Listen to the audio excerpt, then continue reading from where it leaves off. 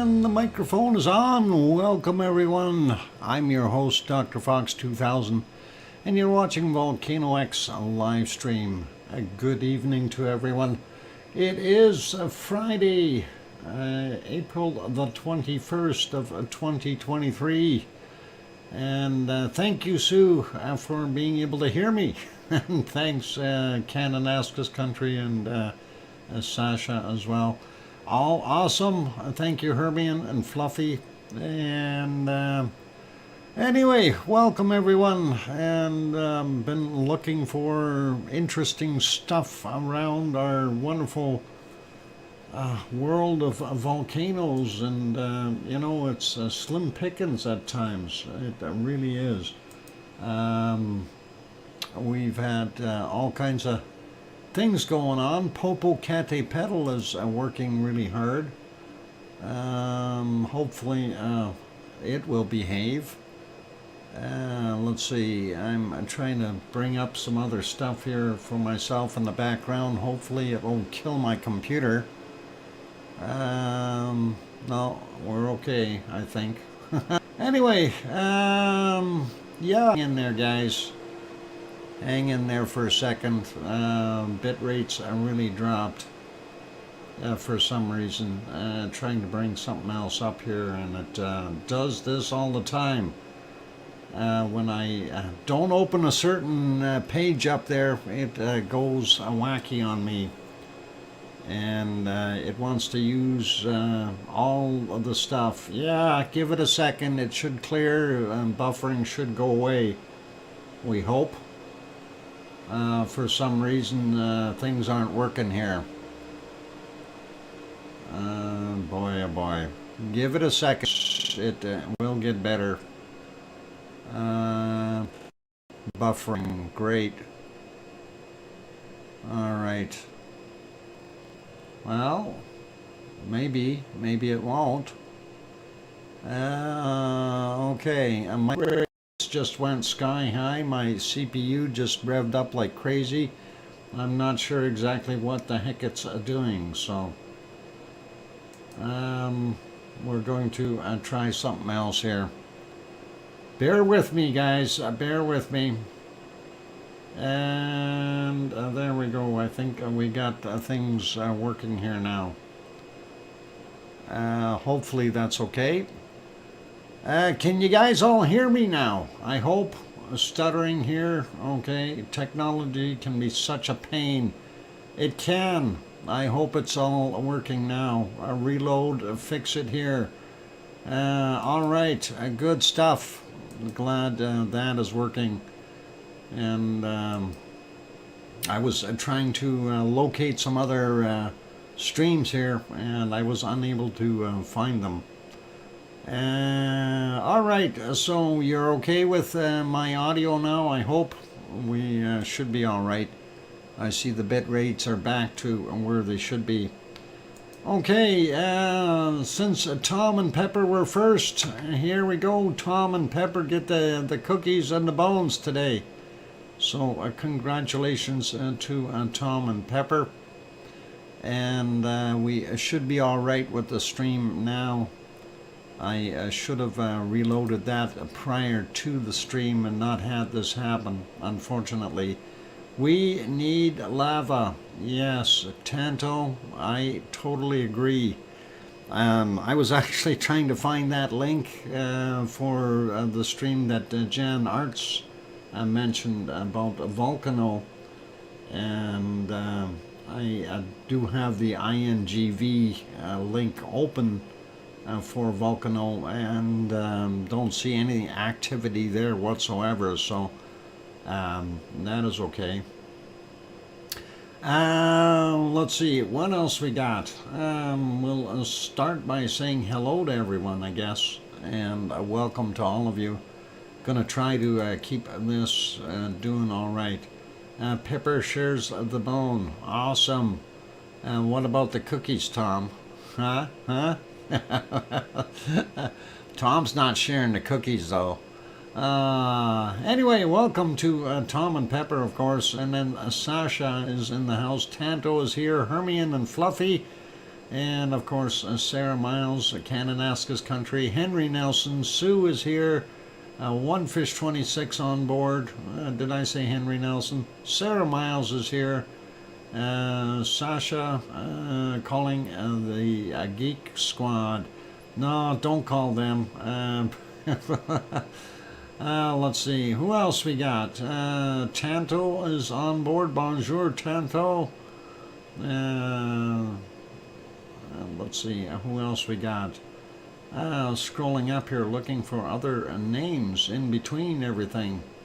We got, yeah, we got Sarah, we got Sasha, we got, hey, there's Dan. Welcome, Dan. And Jan Arts was here as well. I did see earlier, so welcome. And scrolling up, looking for more names. Hopefully we can find someone like Bill Kimmel. Welcome, Bill. And who else we got in here? Scrolling, looking for those names. And I don't see many others. King Colin Deadman also here. Welcome, Colin. And still scrolling up. We got Jan Arts already. Philomena is here. Welcome, Philomena. And I think that's it. I'm all the way to the top. We don't have that many people in the stream. It looks like only 19 people here right now, which is quite low for what we normally get. And I'm kind of surprised at that. But I guess if we don't have any new lava, no new eruptions, and no new stuff happening, it is difficult to keep an audience, isn't it? So hopefully we will get some more people in here, and we'll see what we can come up with. Let's run through stuff here, and let's take a look and see what's happening. First off, I guess, in our wonderful Hawaii, and we'll see what they've got going. And there is our wonderful Hawaii. Let's get rid of the archive footage and a little thing there as well. There we go. Anyway, that's what we're seeing there right now. Unfortunately, nothing spectacular. Still raining over there for some reason. I guess 'tis the season. Put up a pic of me on the top of the screen, and then they will come back. Oh boy, Tom, I don't know about that. That might be dangerous. Anyway, yeah, I'd love to see some extra bacon.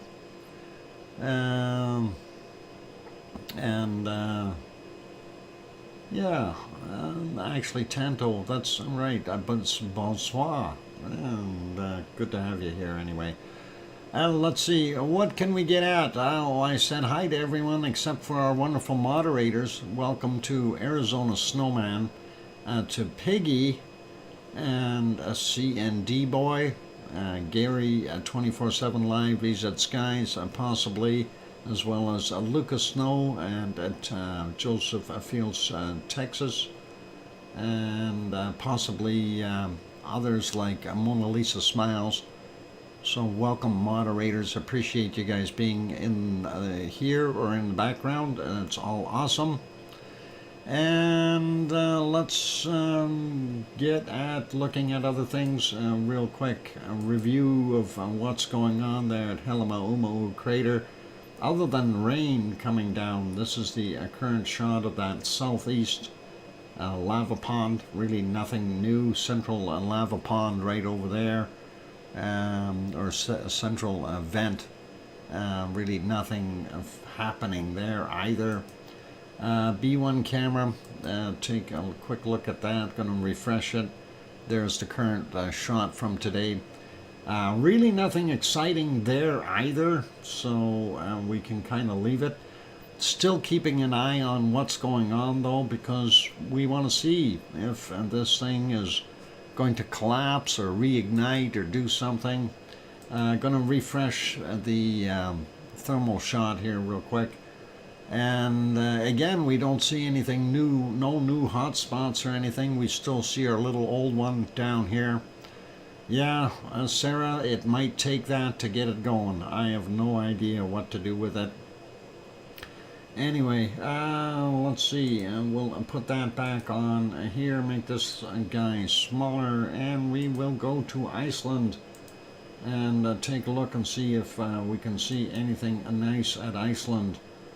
And let's see, I need to make those shots bigger, hopefully, and we'll get to them. There we go. Let's go to Iceland real quick. And I guess we'll start here first. This is the shot of our wonderful Katla, and I'm going back about 11.5 hours or thereabouts. That looks a little fuzzy. I guess we're quality-wise, everything is changed again. There's our wonderful Katla, and you can see it in the underneath the ice hump there. That is it. Unfortunately, nothing erupting from it, so it is quiet, doing its thing, and hopefully one day we will see it going.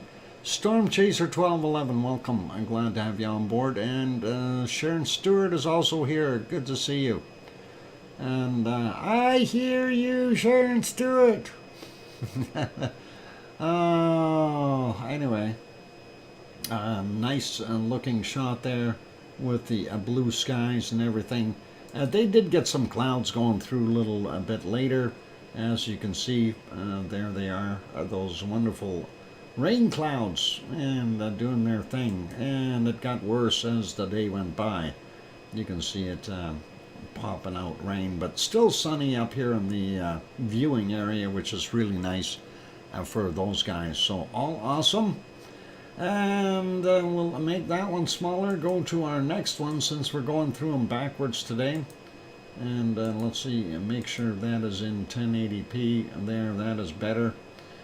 We can see the lights of Grindavik over here on the right hand side, and the two radio towers there for the Navy. Unfortunately, we've got a little bit of steam in the way from that steam geyser.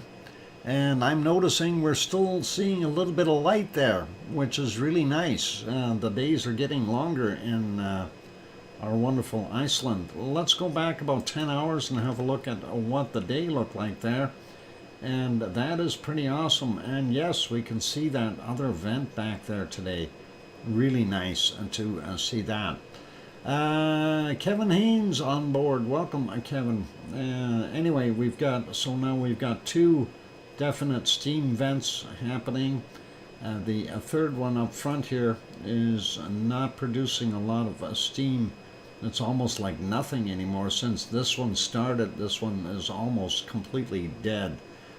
We do know that they are still using geothermal power there or steam to make power. Pretty awesome. And I'm surprised we can see as far as we can back there, that little rise where the mouse tip is. That is actually the top of Ragnar. So that is pretty awesome. Anyway, I'll leave that one be. We'll go to our next shot, of course, and this is our wonderful Reykjavik regional airport, and it's hard to see what it looks like there during the nighttime hours, but let's go to about 10 hours ago. We'll see what it looked like. And there it is. So not bad looking at that point. Of course, we're on the Perlin Center is where the camera's mounted. You can see Kalir out here in the background, which is pretty awesome. So right there, that pyramid looking thing, that is a volcano. And that is what that's looking like. Well, I'll put that back to live. Go to our next shot. And why does that look so fuzzy? It says 1080p, but it doesn't look like it. There we go, that's better. And that is the city of Reykjavik, the capital city of Iceland, and of course doing what it needs to do. Looks pretty good there right now, actually. and nice evening. And let's go back a little bit in time, and there's about 10 hours ago, and you can see it was nice and bright and sunny. Some clouds up here on the mountains, of course, but other than that, not a bad looking day there. Did not look like it was raining. The roads look dry right now, so pretty cool and pretty awesome. Anyway, let's put that back on live, and we will make those screens a little smaller so we don't burn quite as much of the horsepower. I want to put that one back on live too. There we go. And already got that. Oh, I'll put that back to live there. All right, next place that we take a look at, of course, is our harmonic tremor charts. And taking a look at the tremors and stuff, we'll refresh that real quick, get it up to date. Looks like we are on, well, looks like we had a dip here with our magmatic report, and then going up, and that's our extremely low frequency. And same thing with our seismic. And it is definitely on an upswing. Always a good sign when we're seeing things move upward. And we do see that it bottomed out here and is mostly on the way up, but I don't know where it's going to head from this point. Hopefully a little bit higher. Anyway, we do see some spikes in here, indicating that we likely had some earthquakes. And let's go and take a look at the one for Astia is the next one that we want to really take a peek at. And Astia as well, on the way up as far as our magmatic and seismatic, and kind of a downward trend here for the tectonic movement. We do see another large spike in here, so likely had another good sized quake or two, maybe in the area. We'll take a look at those on the earthquake map shortly. And let's scroll down and take a look at Grimsey is our northernmost point. Grimsey, there we go, that's better. We did see it take that big dip yesterday and kind of recover, and that is what it's at right now tectonically. Not that much movement. We do see a couple little spikes in there, as well as we do see our magmatic as well as seismic levels or frequencies did go back up quite a ways. So very interesting to see that part. But still relatively far apart, and that's not going to indicate any kind of eruption or anything like that for right now. Next one we want to look at is Grindavik, and there's our Grindavik chart. Let's get that a little bit more square.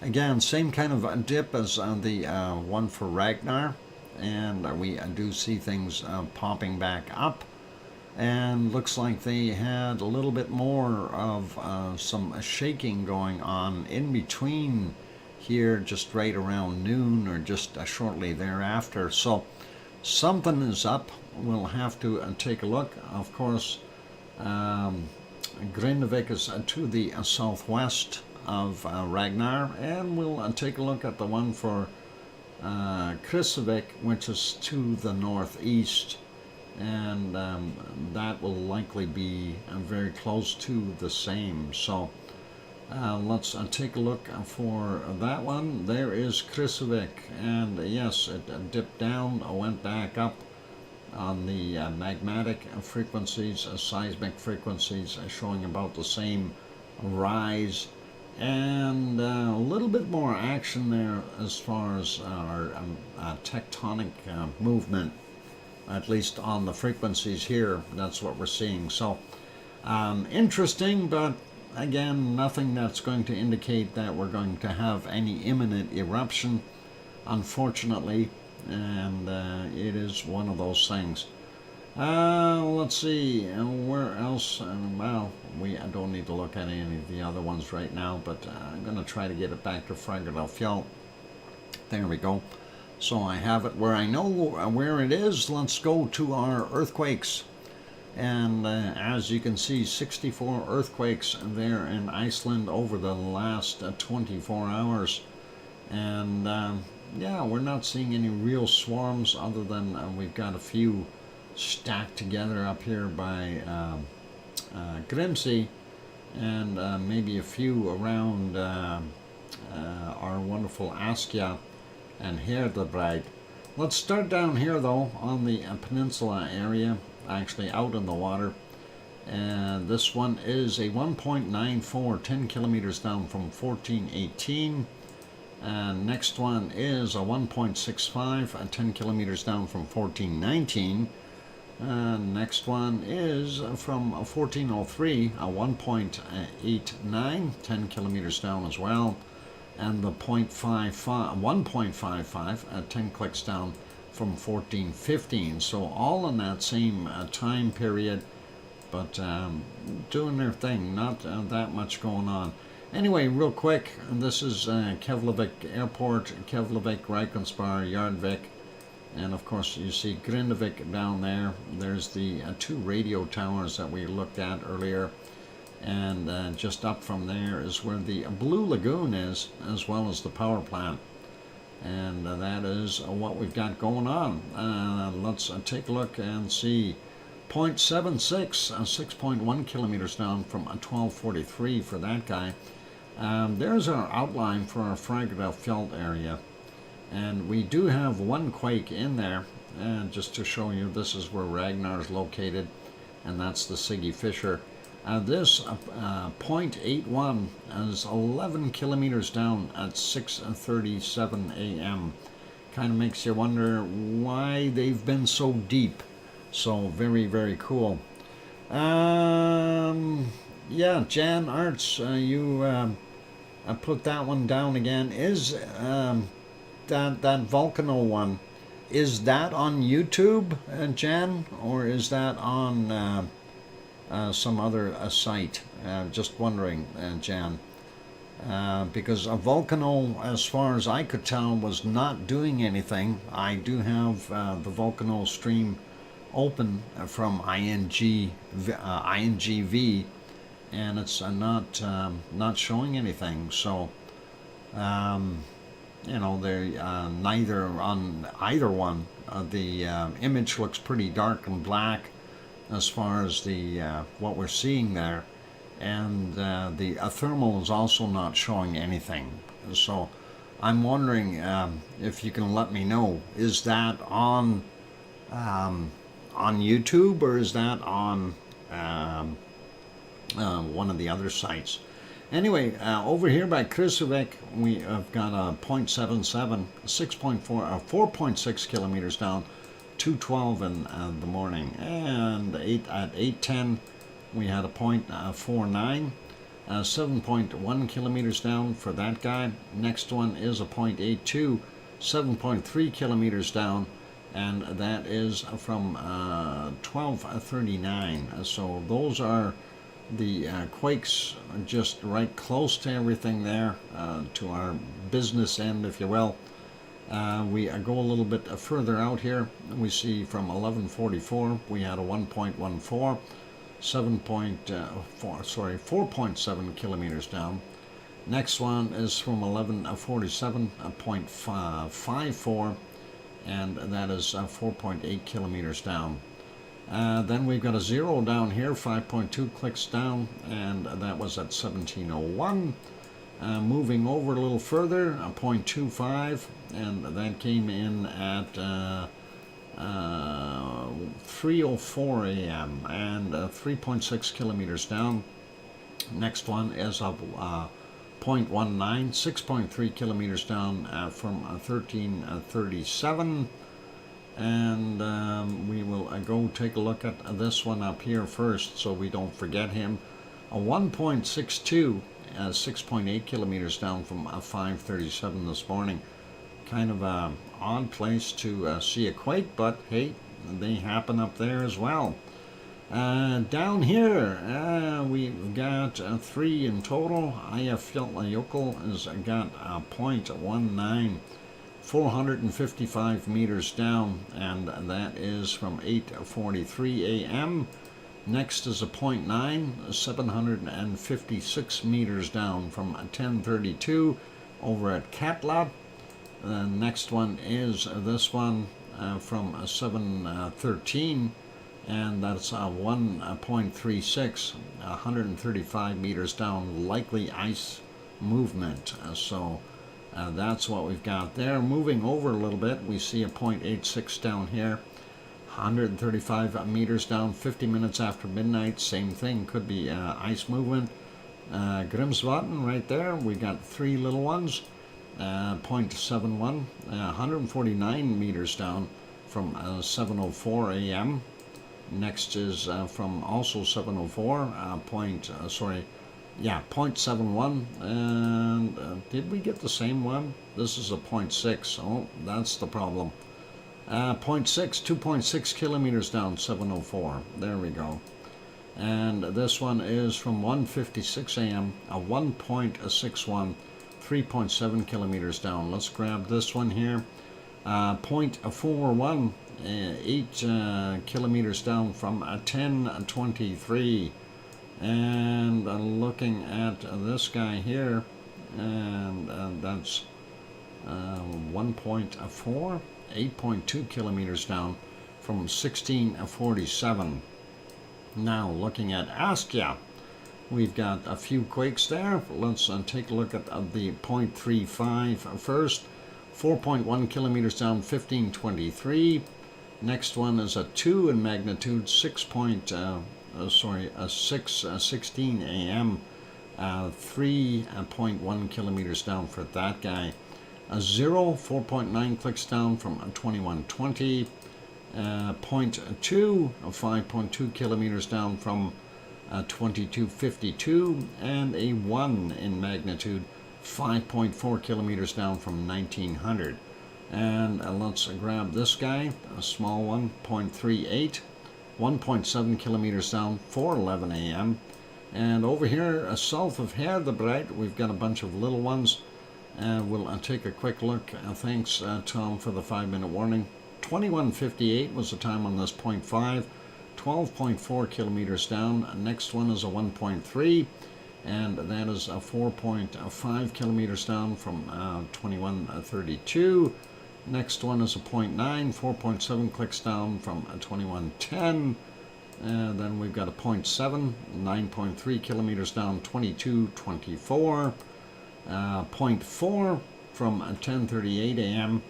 and that is 4.9 kilometers down for that guy.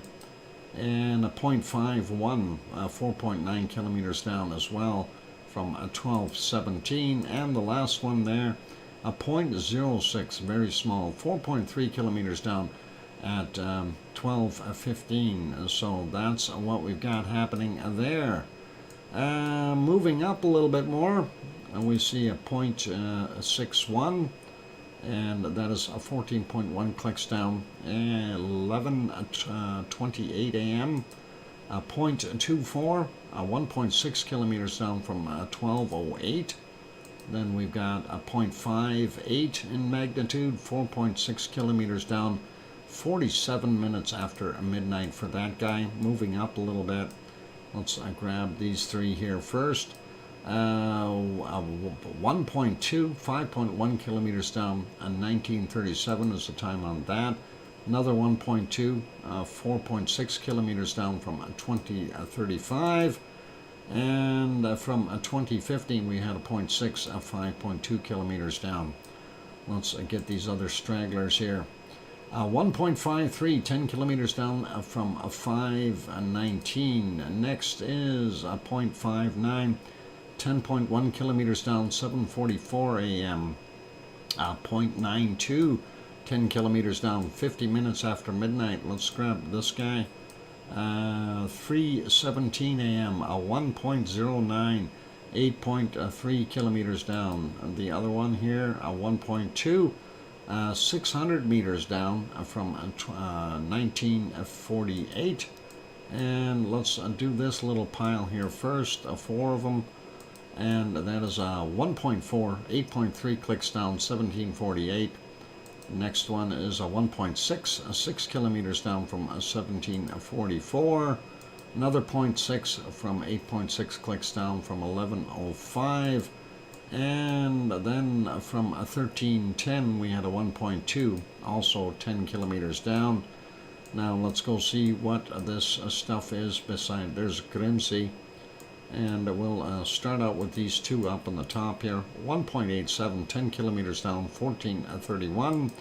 And the next one is a 2150, 1.6 in magnitude, 9.7 kilometers down.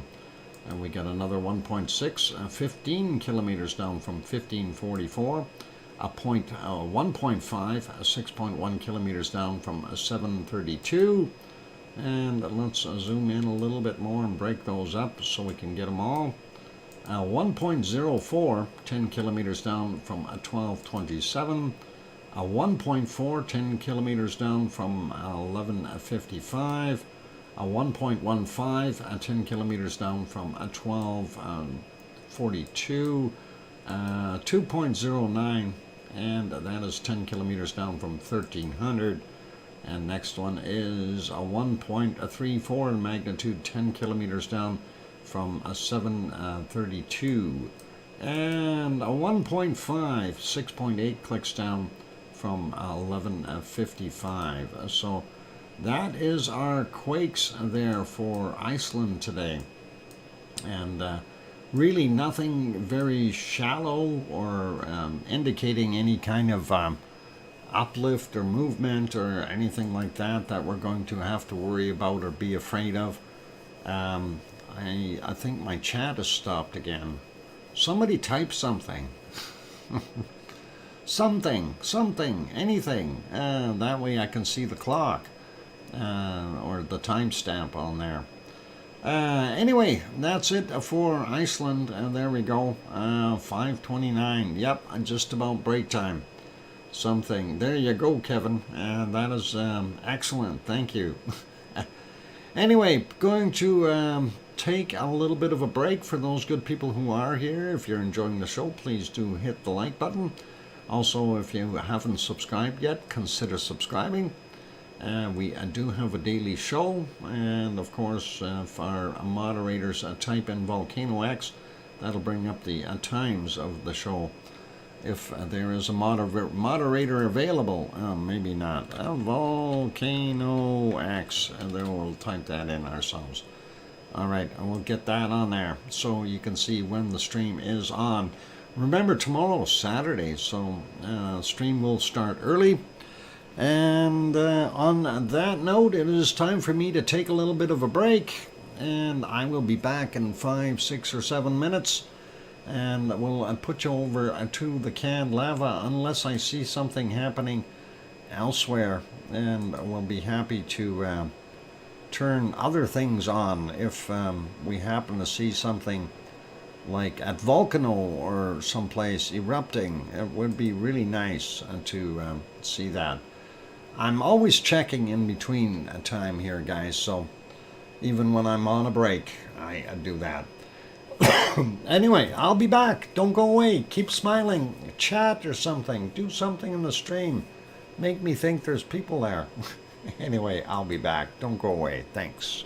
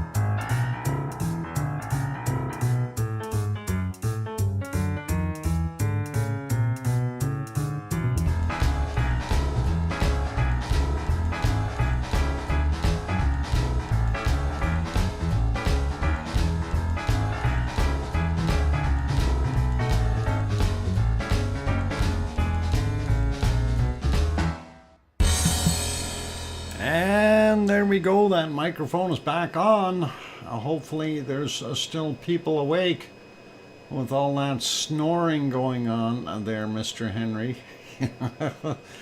Thank you for the welcome backs from Sasha and Sue and Kevin. And yeah, that I hope I woke you up there, Henry. And I hear you, DrFox2000 from the One Fish, which sounds more like blub, blub, blub, blub, blub, blub, blub, under the water. Oh, that's all fun. Anyway, let's, thanks, Canada's country. At least I think that's close to what it sounds like underwater. I have no idea there, One Fish. Yep, pretty much. Yeah, okay. So I'm probably close to what it actually sounds like. Anyway, Jairus says, I just woke up. It was all that snoring Henry was doing that woke you up there, Jairus. Blame it on Henry. Let's see. Where are we going next? Well, let's take a look over at the Azores. We don't need to see the pictures, just need to see the quakes. So I just refreshed this a few minutes ago. I don't think there were any other quakes. Of course, typically we have our two islands here. This is Sao George or Sao Jorge. And this is Pico Island, Fayal Island, and Terceira. So the volcanoes that are in question are right there on St. George, and the one over here on Terceira. And of course, they're not doing a heck of a lot, so it's kind of quiet looking at them. To the south, slightly, well, I guess south from San Miguel Island. We do see 4 quakes though, and interesting that they're all in the 2 range. This one 16 hours ago, 2.4, 13 kilometers down, happened at 6:38 a.m. And next one over, also 16 hours ago, and 6:20 a.m. That one's only 6 kilometers down, but 2.3. Next one, same time frame, 5 kilometers down from 6:39 a.m. And the other one is a surface quake, a 2.5 from 6:25. So something happening right there in that area. Not sure what we can really refer to it as, but hey, small grouping, just thought we'd point that out. And zooming out a little bit so you get a better idea where our Azores are in the middle of the Atlantic Ocean. There's Portugal and Spain and France and England and Ireland, Iceland up here, Greenland, Newfoundland, and Nova Scotia, Cole Harbour somewhere over here, where Sue is waving at us there from Cole Harbour. If she's not sleeping, she had to get herself a big bucket of coffee too, from what I understand. Anyway, that is what we've got going on there in the Azores, so not a heck of a lot there. Next one on our list, of course, is our wonderful Popocatépetl, and unfortunately not very good views from Popocatépetl right now, because it is kind of having a thunderstorm kind of a situation there. I'm just trying to find where the heck it went on my stuff here. Where did you go? I'm looking. It's got to be here somewhere. I know I have it open somewhere. No, that is not it. Where is my Popocatépetl stuff? Alright, what's going on here? Oh, I think I know what I did. And there we go. I found it. It was hiding. Anyway, yeah, not the greatest picture today from Popocatépetl, but it is there. They did get that closer up view working again, which is really nice of them. Hey, Yona is here. Welcome, Yona. Yona is in Iceland. She is our expert in Iceland who knows everything and every last little earthquake there. Anyway, there we are seeing what's coming out of Popocatépetl.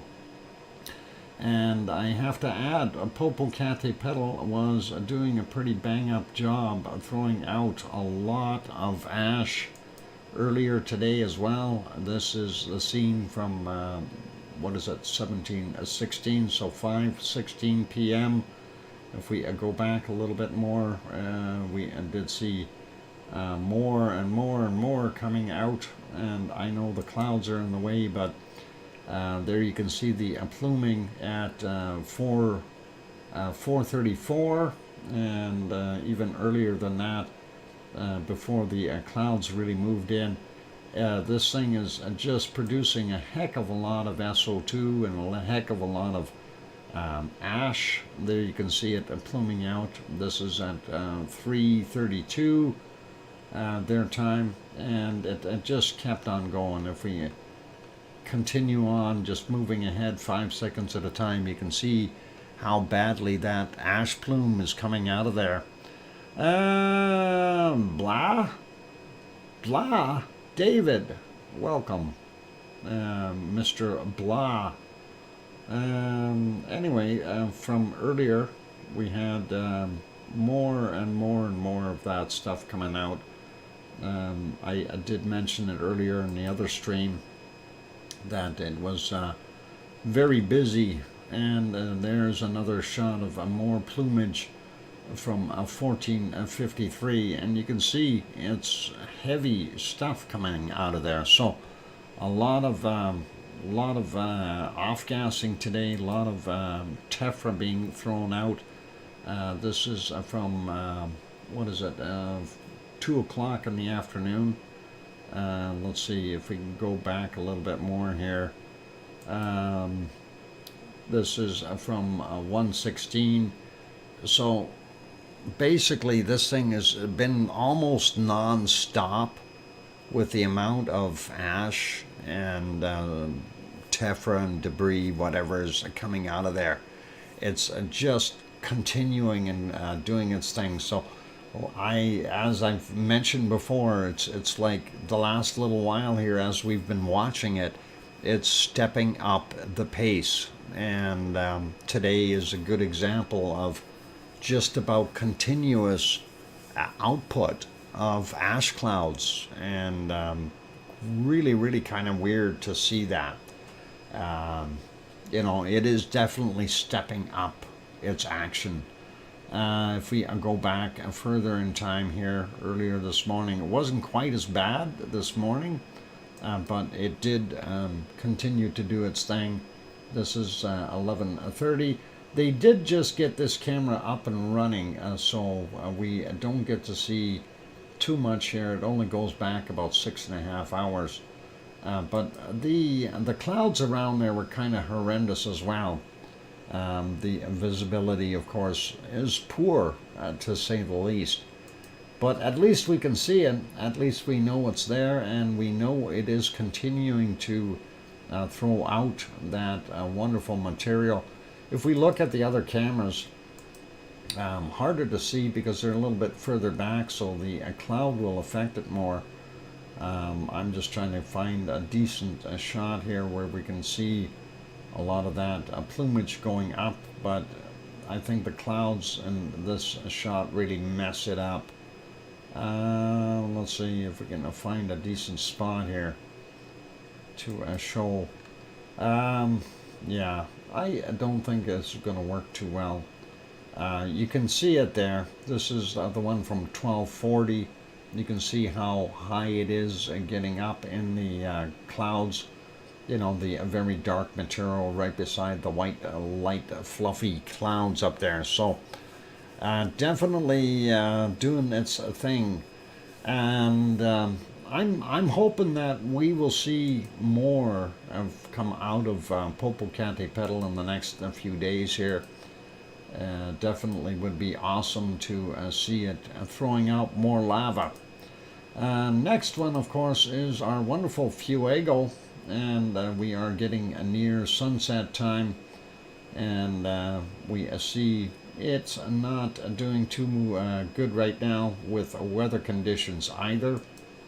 Lots of cloud and weather systems coming through the area, and for the longest time we weren't able to see it today, so it's hard to place judgment as to what it was really doing. This was earlier at 11 a.m. or just about. Small puffs again, and going back a little bit more, I'm trying to see where we've got some bigger ones, but really nothing too outrageous. 9:21 is when that happened, and let's see, little puffs, just little puffs. It's almost like the pipe is going to Popocatépetl rather than Fuego today. And if we go back, we do see another one, same kind of thing, 6:20 a.m. and that is kind of what we're seeing there. So not the greatest for being able to see volcanoes today there, but it is what it is. So we will continue on. I'll put that back to live, and that is, of course, the present shot. You know it's raining there. You can see that rain dropping out of the cloud there, and of course our sun is hiding up behind the other ones, and yeah, it is what it is. Not so good. And we will go to our next shot. This is going a little further south. That is, of course, the caldera from Masaya volcano in Nicaragua. Fuego, of course, is in Guatemala, so this is further south in Central America there. We aren't seeing that little lava scoop there. Too many clouds in the way, or too much off-gassing, if you will. And that is what we've got there right now. That was from 1826. I don't know if we can refresh it. We'll see. And oh, there we do see a little bit of a lava, the little lava arc right in there. So pretty awesome. And that is a fairly deep hole, and it's pretty much straight down. So if you ever fall in, you're done. You're not getting out. Yeah, first step down is a couple hundred meters, and then a couple hundred more to get into the lava. So for certain it would be a painful ride and a hard end at the bottom. Let's leave that guy be, and we will go take a look at our next report. And of course that is also in Guatemala, going back up. That is to well, Guatemala being Fuego's neighbor, and that's Santiaguito, and that shows you it's busy too. So block detached from lava dome. Yep, we see that. Looking at the picture, that is actually pretty nice to see. Interesting top of that caldera. Nice that we can see the way the shape is there. It's almost like it's going to catch all of the lava if anything happens on this side anyway. The other side, it can just roll down freely. But definitely some heavy duty off-gassing, and it is, well, as they say, an explosion from the Caliente lava dome in Santiaguito volcano over the past few days. So that's kind of what they're showing. Quick others, what's the other stuff here? The explosive eruption of the volcano continues. A visible nighttime glow and near constant emissions of gas and water vapor, so-called degassing, indicate the continuing rise of fresh viscous magma accumulating in the dome itself there. Pilling lava material makes the dome partly prone to collapse. So Yeah, that dome will likely see it break up a little bit as the pressure continues underneath it, and we'll see some magma come out eventually. Hopefully, and that is what we're hoping for. Anyway, we'll leave that guy be for right now, and let's see, we will move on to our next one. Open the door for lava. I hope that would be actually, that'd be a nice one if it erupted. I don't know about coverage, but it would be really awesome to be able to see what was going on there. So pretty cool. Let's go over to our next volcano of choice. Just got to do some maintenance here, though. Make sure I've got those other ones fixed up. And I do, so that is good. And get over to our Merapi and see if Merapi will make us happy. Make Merapi bigger. And as you can see, Merapi is also in the clouds, not doing us any favors at all, really, from this angle. If we go back a little bit, we do see it smoking quite a bit there. And that is interesting, but no lava visible at this point in time. Daytime, it's always hard to tell. When we switch back to a little earlier, we do see quite a bit of lava coming down the hill. And that is actually pretty awesome. I want to get to the start of that. And that was doing its thing. It actually was fairly prolonged when it did its thing here. So let's go to about here. And we'll put it on just that camera. And you can see how bright that area is. Of course, being on the black and white cam, that's to be expected. But you can see the effusive material flowing down the hill very nicely in that particular shot. And it kept on doing this for about, I don't know, good half hour, roughly. So pretty awesome to see that, and kind of makes you wonder, going, 4 minutes until Pepsi time. Thanks, Tom. I appreciate that. And yeah, lots of material sliding down the hill. If we move that ahead a little bit, well, I actually kind of want to leave it there to let you watch it, but you can also see the tremor indicator down on the bottom here, so you know that we've got a lot of material going. And that is what we've got happening there at Merapi. So I wish that would have been in color, though. Would have been nice to be able to see the heavy lava movements in color. Unfortunately, it is black and white, so that's what we got. Yeah, and that kept on going. You see how far down to where the clouds are, really. And from the top of that, in total, that usually rolls down about 2 kilometers when you do the actual measurement on it. In some cases, it might be slightly more than 2 kilometers coming down. So definitely worthwhile taking a look at. I'm going to expedite the process a little bit by moving it ahead, and you can see more jolts of lava coming out of there, and again you can see it lighting up top. So it kept on pushing more and more material down, and there you can see the resurgence in here and some more eruptive activity. And I wish a nice drone would have been flying up here somewhere watching this. That would really make good for some nighttime shooting of the lava, especially when it's got higher or larger amounts like this.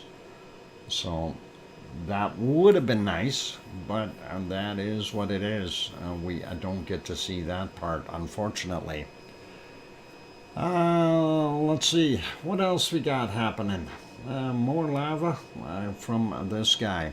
And again, you can see the seismic indicator down on the bottom bar there, moving across, and definitely extra shaking going on as that magma goes up the pipe. So really, really cool. Yeah, and if we leave it, and it calmed down for a little while, and then it did its thing again. This is another one of the burps or blasts, if you want to call it that. So pretty cool, pretty awesome. Are we at break time yet? My computer says it's just about break time, so likely break time. Let me take a look and just see what comes up if I do this. Okay, there. All right. It is a break time, and I'm going to leave it on here because this did run for a little while like this. So I will leave that on for the course of the break. I just want to make sure, oh, hang on, we can crank that up a little bit quality-wise. Not that that's going to change it by much, but at least a little bit.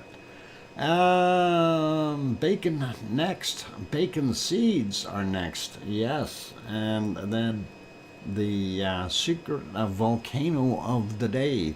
So anyway, I'm going to leave it on here. For those good people who are here, if you have not yet, hit that like button, give it a quick bop. Also, if you haven't subscribed, consider subscribing if you feel we've earned it.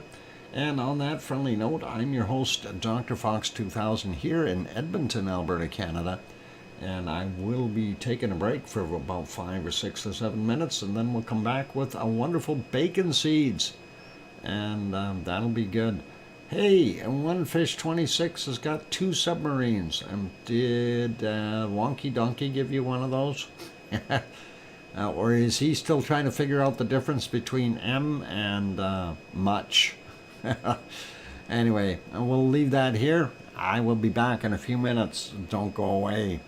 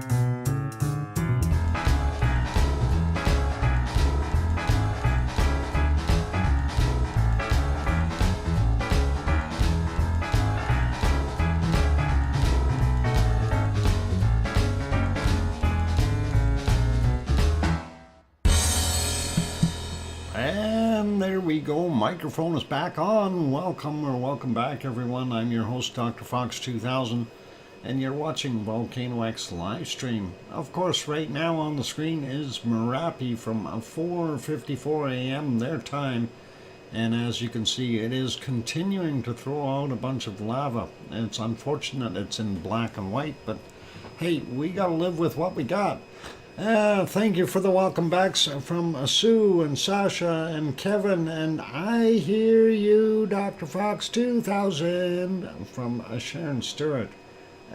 And anyway, lots of material coming down. What? Mike, all good. Mike? Where? I don't see Mike anywhere, Sharon. Where's Mike? Oh, or is it Mick? Mick is all good. Oh, darn it. Don't confuse me. Where is Mick? Thanks, one fish. Black and white lava is still lava. Yeah, it is. And it is actually a pretty nice scene, even though it is hazy and foggy and cloudy there and doing its thing. So, yak yak. Yak yak. Okay, I'm yakking. I'm gonna pause that though. We're gonna put it on pause, even though we've got lava balls rolling down the side of the hill there, and we'll do that. It's a bacon seed time, you guys. Let's go over, have a look at some bacon seeds for today. And oh, speaking of yak yak, there they are. Yak yak yak yak yak yak yak yak. I think that might be the song they're saying. Yak yak yak yak yak yak yak yak. Anyway, that was the last bacon seed shot from yesterday with our yak yak pigs, and of course Piggy sent us a whole bunch more. I don't see any yaks in the image. Ah, there's a whole bunch of them right there. Anyway, Piggy sent more. There's Piggy. She might be sleeping now, but that's okay. Here's the first bacon seed set for today, and those are very light colored bacon seeds. They are pink and white, and very clean looking at that. Nice, yep, white ones, and awesome. Like seeing bacon seeds that are nice looking. Pile of piggies, yep, we do have them. Next one. He's looking at you and wondering, what the heck are you doing there, mister? And he's saying, I'm not yakking. And that's all there's to it. Let's go to our next bacon seed for today. And that are these two guys. Or, well, there's more than two there, but the one is doing a little dance for the camera, and the other one's pretending to be a pig. They look pretty awesome. And yep, where's Charlotte? I have no idea. Was a seed sandwich with a pork on the side. Ah, that's it. There you go. Carrie, thanks. Next bacon seed is this group. It's a group of seeds. So these are wild ones. You got to be careful when you get out into the wilderness. They will come after you in herds, and of course they bite. So be careful. And racing seeds, yeah, possibly some very, very nice ones. And let's see what we got next is these. Oh, this is cute. This is another pile of piggies there. Looks like somebody needs a hogwash though. Anyway, these guys are pretty awesome. And let's see, his phone number there is on the ear tag. He's Netherlands, 1576454. And I don't know if that is the area code or membership number at 01842. Maybe that's his extension number. Anyway, you can give him a call. There we go. Let's keep moving on here with more bacon seeds. And there is another pile of pigs. And this one's got those funny ears, the earlobes, or whatever they want to call them. I don't know. They look funny with the little crinkles in the ears there. But he looks like he's on the pile. And that is back for bacon seeds. Good. Yep, notched ears. I have no idea why they got those like that. Maybe they grow that way. I know some of them do. I know others get tags in the ears and they get ripped out. So hopefully this wasn't a tag in the ear kind of thing. Anyway, next bacon seeds. Little tiny ones, and 3 of them are cuddling up to keep warm.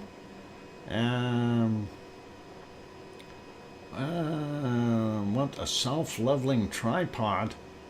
Oh, that'd be interesting. Yep, these are definitely the younger style of bacon seeds. Very, very young little ones. And they are cuddling for warmth. That is awesome. I'm not sure how old they are, but they are very, very young little guys. Next ones is, some more cuddling. These guys are in a basket though. So a basket of pigs. And that is all good. Wonderful to see them sleeping. Be very discreet with the noises you make while you're seeing them. It's just like the discreet eruptions. We don't want to wake anyone up, you know. Basket love, yeah. Next bacon seed for today. Oh, that's these 3 little troublemakers. And they all seem to have smirks on their faces. I wonder what they're up to. And I think they need a vacuum cleaner or something to get all that straw off of them. They look good though. And they are definitely not starving, so that is awesome and nice. Yep, 3 little pigs. I'm wondering where they're going to build their houses. Anyway, let's what a Mo, Larry, and Curly. Cool. Let's see. Next one is these ones. They're sleeping too.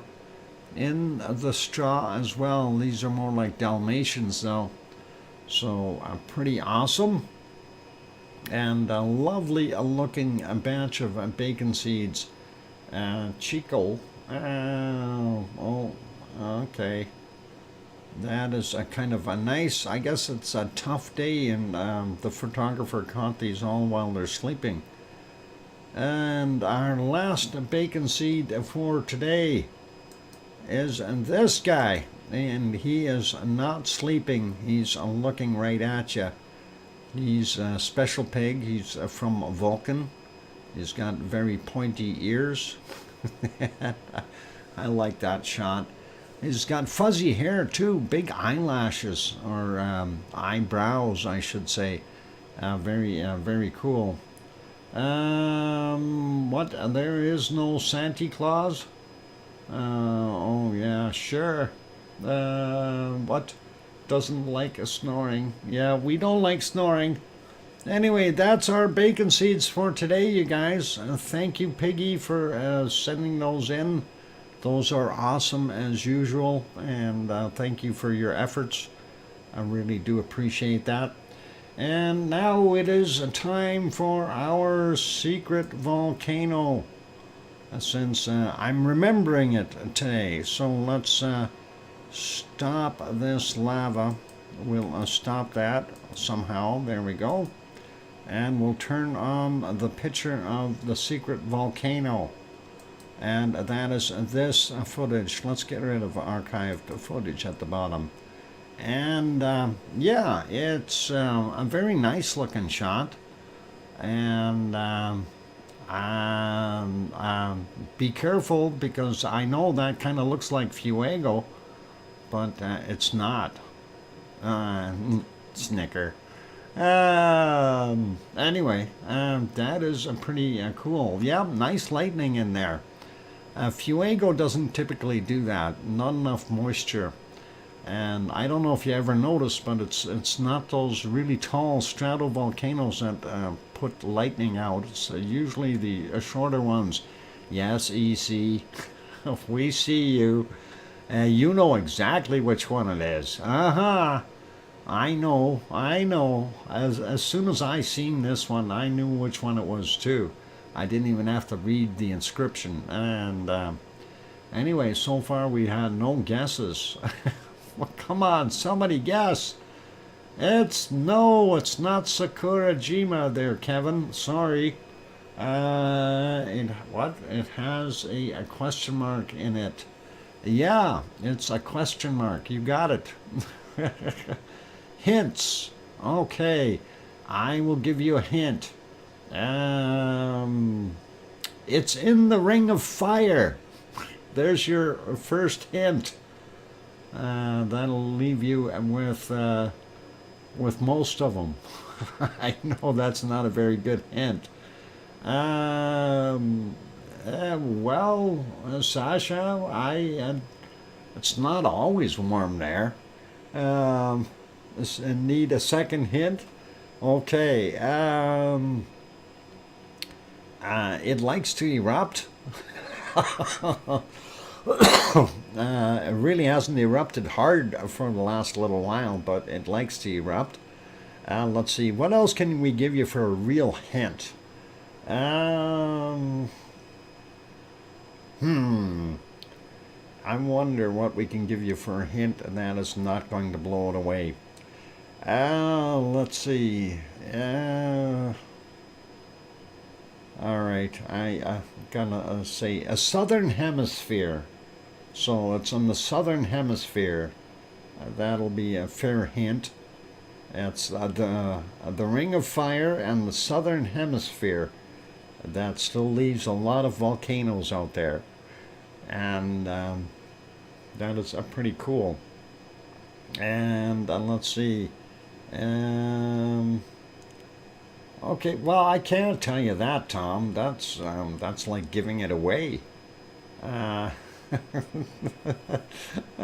Oh, that would really be hurtful if I gave you that. But yeah, majority of the volcanoes are actually on islands. There are some in. Is it animal or mineral? Mostly mineral. There, Sasha. Mostly mineral.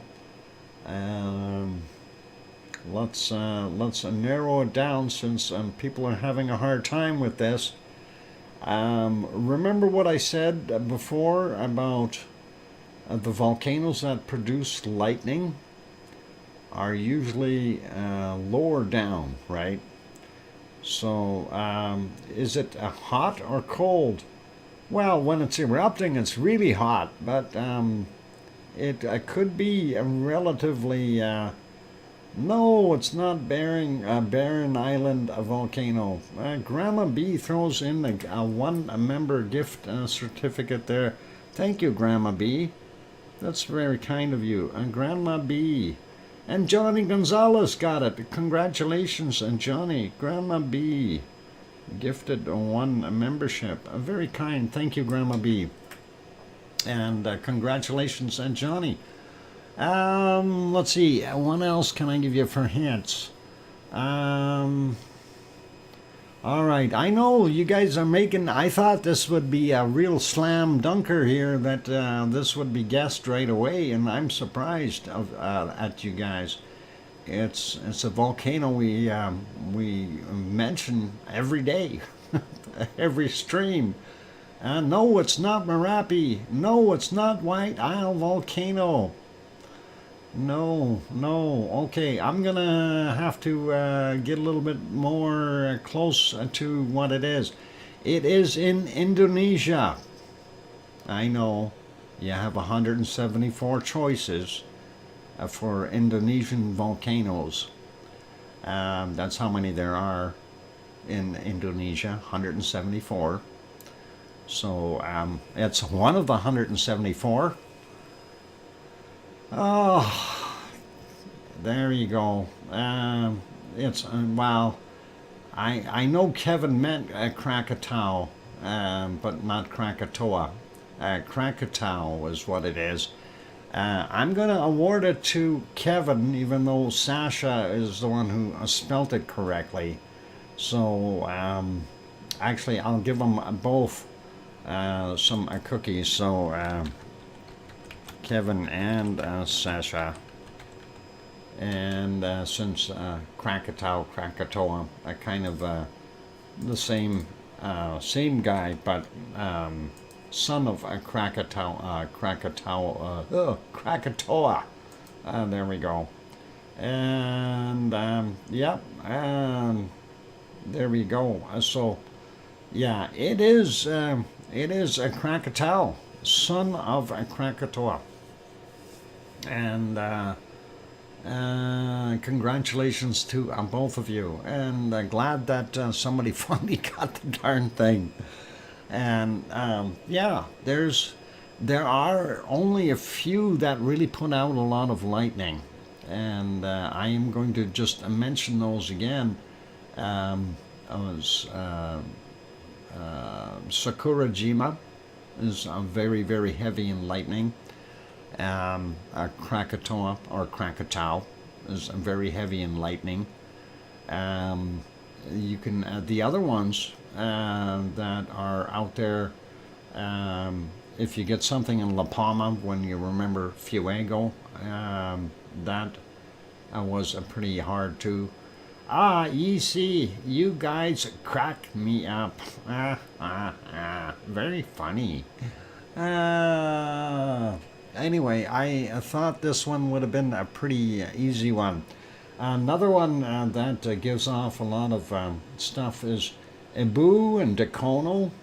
Both have lightning. Another one is with lightning is Mayon. So those are shorter volcanoes with pretty good access to a lot of lightning. Wow. Thanks for the 5-minute warning, Tom. And one of the things I do want to mention about commonality behind the ones that do have the lightning is that they are fairly close to a water source. And that's something I was reading up on. And there are higher concentrations of water in the ejecta. So that is something that you will see more volcanic lightning in those volcanoes. So when you are taking a look at that, it's also the speed at which the ejecta comes out, of course. But the water molecule level is higher in these volcanoes that typically have volcanic lightning. So that's something interesting that I learned. I didn't know that before, but I was reading through some articles, and that's what they come up with. And that was done by some volcanologists. And let's leave it there and take that guy off the screen. And we will, I turned the wrong thing off. We'll leave that one stopped. We'll go back to here. And let's see if we can get there. And finish off with our wonderful Merapi. And of course Merapi did continue to do its thing. This was from even earlier. And if we advance this 5 seconds at a time, again you see on here it had some pretty heavy action as far as seismicity. And if we go move it forward, you can see it getting really, really bright. And you take a look at the onslaught here, you can see that there's a more wonderful lava coming down the hill, and it did move fairly quickly around this time. And this one might have gotten a little bit further yet too than the average ones here with where it was going. Unfortunately, we can't see exactly how far down it does get with some of those lava bombs that are coming out. But that was interesting to see. And again, this is at 3:32. If we go to our next one, we had another one here at about 2:46, 2:47 kind of thing. And it did relatively the same thing. Got really bright up top, and then all of a sudden you see that lava flowing down fairly quickly, and taking different directions here, of course, because of that effusive material has filled up a lot of that canyon. So that's kind of what we were seeing there. If we go back a little bit more, the clouds, of course, do us in, but there was more of that activity. We'll leave it be though for now. Let's see if we go all the way back. Yeah, unfortunately the clouds didn't do us justice earlier. Here's while it was still in color, and you can see some of that. Let's actually put that there.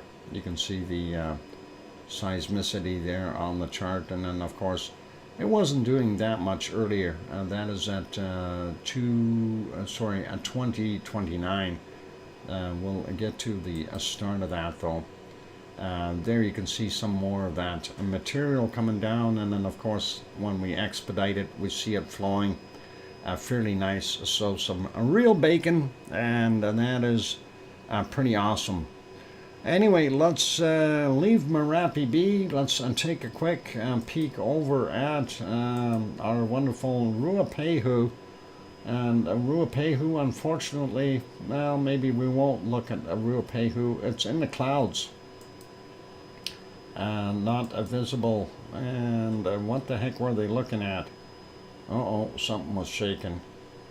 Earlier this morning, is that? Oh yeah, it was a pretty bad storm there, I guess, from what we've seen. Way to go there, Kevin Haynes throws in a membership. Kevin Haynes gifts one membership, and just got that written down. And congratulations to Julie for getting that one. That is awesome. And we will leave this guy be. Let's go over to the next one here. Gonna refresh this. I didn't do that today yet. And we definitely are seeing an uptick in activity at Taupo.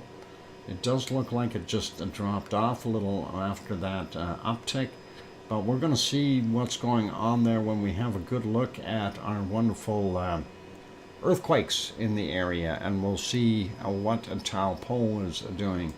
Let's go to a quick shot of what it looks like there right now. Very rainy. Nice weather if you're a duck. The lake, of course, is the caldera for Taupo, and normally you could see Ruapehu in the background when it's on a clear day, but it isn't a clear day, so we will go back and throw this back onto the canned lava for now. I'm going to go take a break. For those good people who have not yet subscribe to the channel, consider subscribing.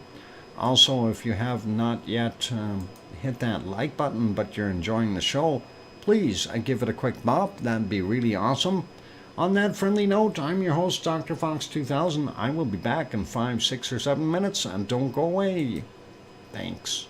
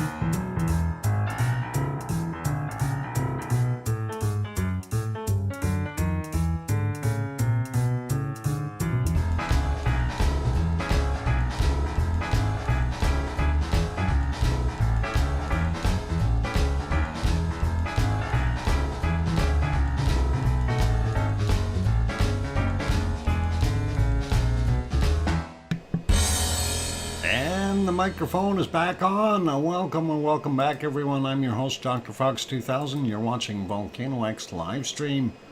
And what do I need to remind you about, dear Lizoid? Did you hit the like button, Lizoid? Thank you for the welcome backs from Sasha and Leo. Welcome, Leo, and Sue Hayes and Kevin Haynes. And that is all cool. Let's see. Yes, sir. That thumbs up. Okay, awesome. Well, appreciate it. And Bill Paget is here. And welcome. And glad to have you on board. Anyway, yeah, let's carry on with our stuff. Let's see, where are we going to go next? Let's stop our lava, though. We'll see if we can park that and stop right there. Next volcano on the agenda is the one that we can't see. It's hiding behind some clouds, and that is unfortunate. And of course, that is a very nice picture, though, but very, very cloudy. And we don't get to see it very much during the course of the morning.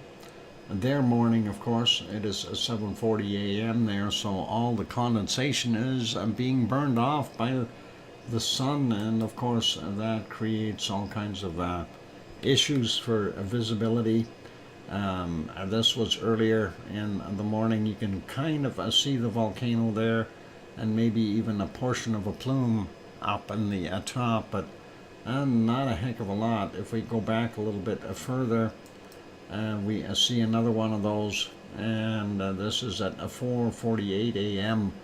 and definitely see it's starting to get lit up by the sun as it is pluming up, but not doing so good weather-wise there, unfortunately. So Semeru is, of course, east in Java. And earlier, that's kind of the condition we had. I was really reluctant and hard-pressed to try to even find any eruptive material coming out of there. It's such a poor visibility, so hard to see any of it, unfortunately. And, you know, I did search earlier, and I thought, this is like hitting my head against the wall. Even earlier there, they kind of had the camera zoomed out a little bit. You can see everything in the foreground. You can see the outline of the volcano, but if there was anything eruptive happening, it wasn't doing very good, unfortunately. So that is what it is for Semeru today, and we'll put that back on live. And of course, we keep an eye on these places, right? And that is the magic behind it. Is if you're not watching, something will happen, and looks like a SpaceX launch. Yeah. Yeah, speaking of a SpaceX launch, I looked at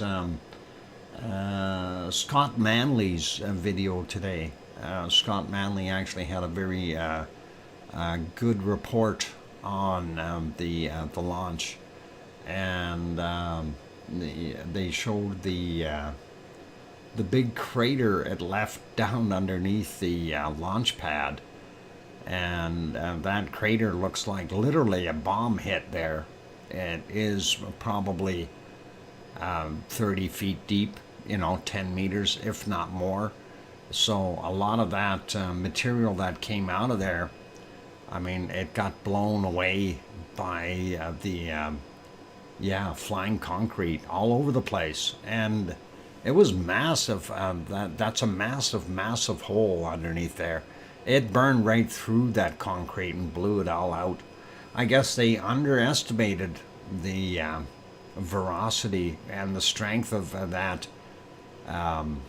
exhaust coming out of there. It is just incredible to have 33 Raptor engines firing on there and throwing all that stuff out. So I think some of the engines literally got knocked out with flying debris is what really happened. Some damage there.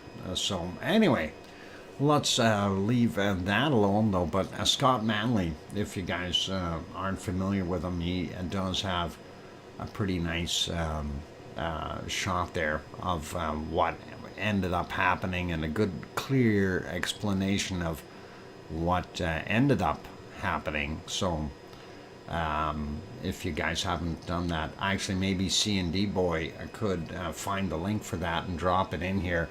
I don't mind if you do that, Bob, for Scott Manley. And he had a very awesome review on the launch.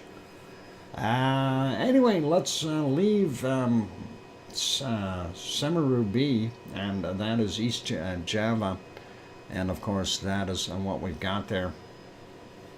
Yeah, he has some great content as well. Yes, absolutely, Leo, and he is good. Yeah, I don't know if Bob's here. Bob, are you going to go look for it? Just let me know if you can find that. But Scott Manley, Manley is his last name. He not in the stream dock. Bob left. Oh, he said be right back at chopping wood. All right, I'll find it. I'll get it up there for you guys. And let's see. Scott Manley. There is his name. And we'll find out. It was 5 hours ago that he actually did this. So, commercials. That's always nice. Copy the link, and that should work. So yeah, Scott Manley, and you guys can have a look at that if you like. What the heck happened there? That is not what I hit. I hit a Control Paste. No, Control V. There we go. Okay, there's the link. Scott Manley. That's the actual link that I dropped for that video. So it was pretty cool to see that. Anyway, let's carry on with our volcanic stuff. The next place we will go, I guess, well, let's see. Can we go over to... I gotta find where my mouse is. My hamster. My hamster went hiding. We'll go see what we have at, if anything is happening at the Stromboli real quick. And no, Stromboli went quiet on us. And let's see, that is a Stromboli right now. You can see a little bit of material there, but really nothing. And then if you're looking in the thermal, earlier it did have a couple of bursts that shot out, and it looked pretty nice, but they were very isolated, if you will. They're the only ones I seen, so unfortunately we can't have everything all the time.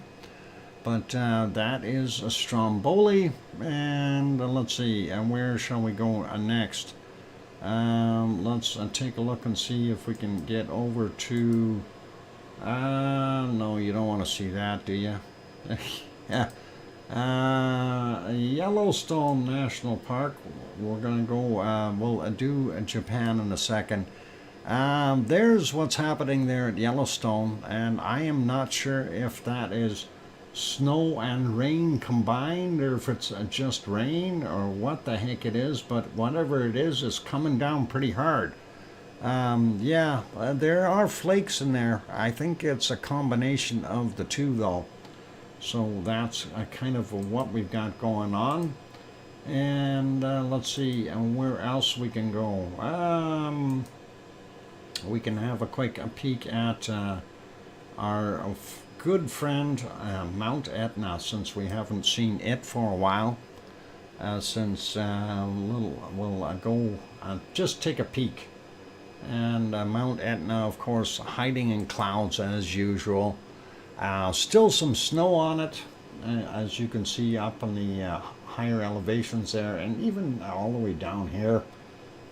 I'm surprised it hasn't melted off, but that is all cool. Get it? And with snow, it's all cool. Okay, never mind. It's bad. I know, bad punnies. But that is it, and I don't know how much of that is actually off-gassing. Possibly some, but we know it is doing something, but it's hard to tell behind all those clouds. Here's a period of time where we can see a little bit better right at sunset.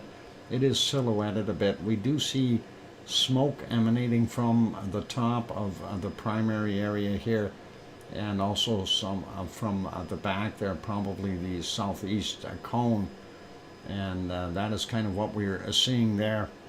Yeah, that is a four-letter word. Careful, not so many bad words here.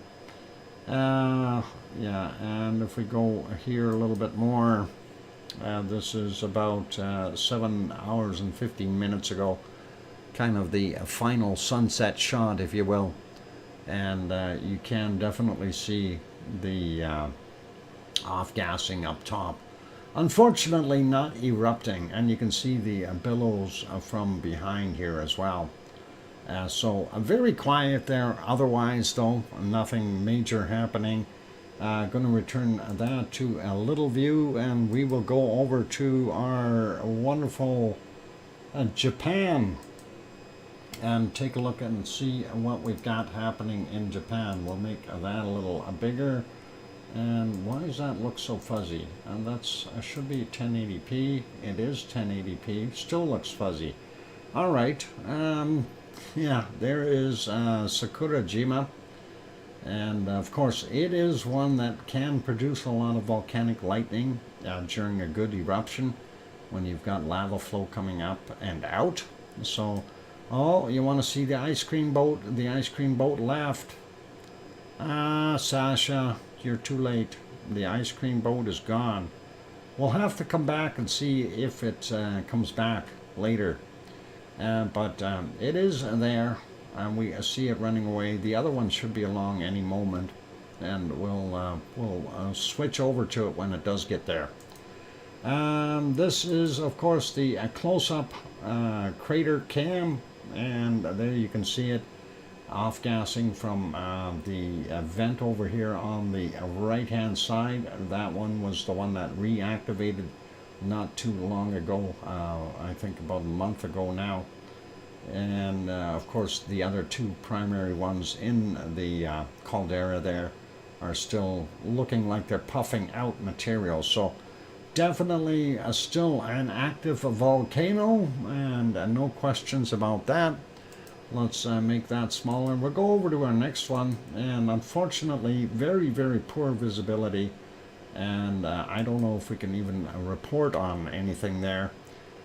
We do see it throwing out some ash and plume stuff from the front caldera here.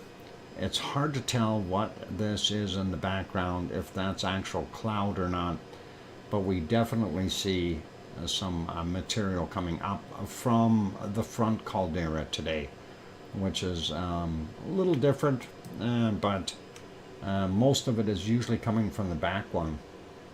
And again, with this kind of picture, you can see a little bit from the front here, but impossible to tell what's actually coming out of the back side there. And yeah, no good. Even into the darkness of night, we can't see a darn thing. So let's put that one back to live. We'll make it smaller. We'll go over to the next volcano on our agenda. And it's not raining there, and that is nice. And this one, of course, is Aso, also in Japan. And Aso is doing its thing. What? Lizzo? Puffing? Huh? Haze in the air? Yep. We do see more of that wonderful off-gassing happening.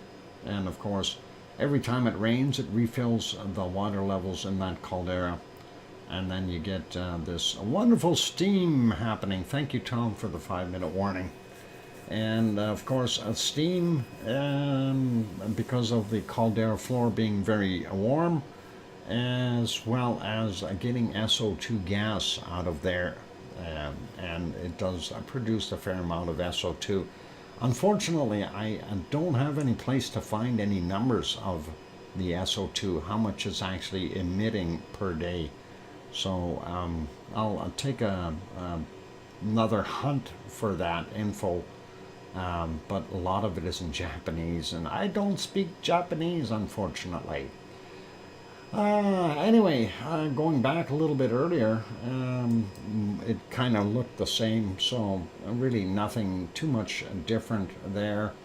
And in the sunrise time, there it was.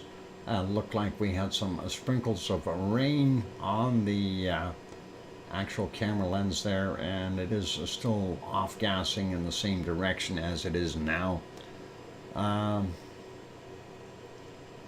I'm pronouncing it incorrectly. Doc, okay. Is it Aso? No, it's Aso. Aso-san. Actually, and I asked my Japanese friend, he told me it was Aso. Aso-san. And mind you, they pronounce it slightly differently because they speak Japanese. I don't speak Japanese, so that is what it is. And if I am mispronouncing it, my apologies. Anyway, let's move on. We'll leave that one and we'll go over to our next one. And this is Asama. Asama-san. And Asama-san is off-gassing. It doesn't sound like the word for what? It doesn't sound like a word for the human posterior. ASO? It's no, actually I'm Bill, I'm sorry if I mispronounce it, but it is I'll have to take a look and see what my other Japanese friend would say, but that is he told me it's A like an ace.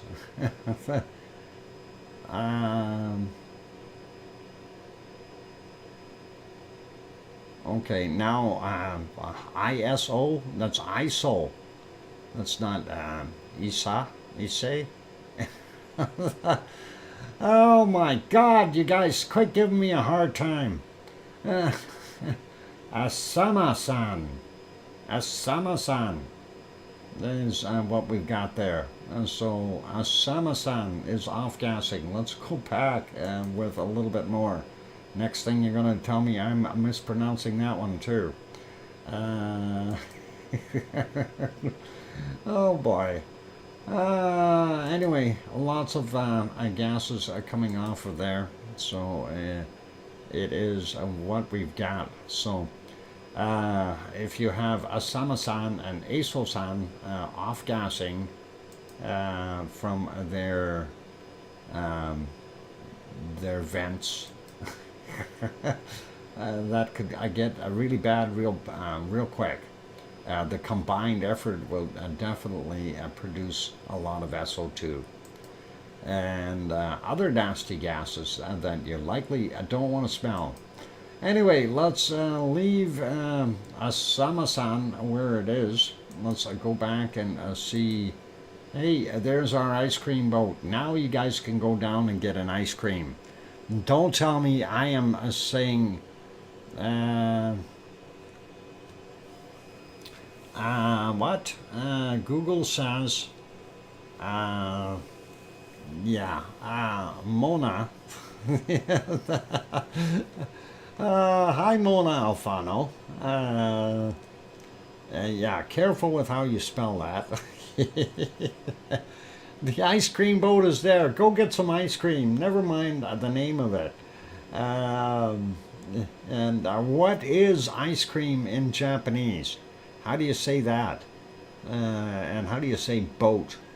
Ice cream boat. We got to figure out how to say that in Japanese, and that'll be proper. I'm gonna have to look that up and see. Check it. Honest. Oh, ice cream boat in Japanese language. Yeah, okay. Oh, they didn't give me the translator. Translation. How about that? Ice cream. Oh, I want to put a boat behind it. All right, ice cream boat. アイスクリームボート。アイスクリームボート。 Ice cream boat. アイスクリームボート。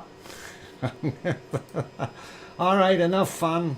Google isn't saying it's okay. Amona. Well, that's all right. Corimo. Corimo. That's not what Google said. Corimo bota. アイスクリームボート。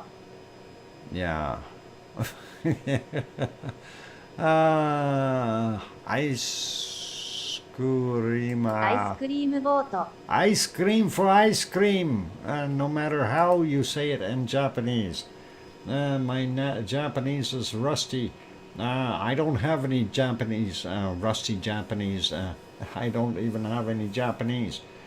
Anyway, we'll leave it as that. When we come back from the break, we will do our volcano report. But your very important ice cream boat, or bota, is there. The bota, with the, what do you call it? Karimo. Karima bota. And what? I took it for 6 years in college. I didn't take Japanese at all. Oh, I do speak my two languages fluently. That's English some of the time, and German, of course, and of course a little bit of Russian and a little bit of French, and I will leave it as that. Very, very little Spanish. So there you go. What loved anime? It inspired me. Okay, cool. Anyway, we're going to go take the break. So the ice cream boat is there, and you can do that. Get your ice cream. We'll leave some lava on the screen for you. And please enjoy the break. And I am going to go take that 5, 6, or 7 minutes. And we'll work on the rest of everything after we come back from the break. We will do the volcano report. Sue, make sure you bug me if I don't get into the volcano report. Okay, you do that. That's your job today, is to pester me if I don't. Okay, she says. Yeah, she gets a big long stick out. She's gonna pester me. All right, don't go away. Keep smiling. Hit the like button if you haven't done that as of yet. And Lizoid saying, I had a good day. Lizoid, that is wonderful. And I was going to ask you how that show went. And obviously, you must have had a good day. Thank you very kindly for that wonderful $20 super chat. First super chat of the day. I appreciate that, and very kind of you for being very generous. Badly need a sweet treat. Yep.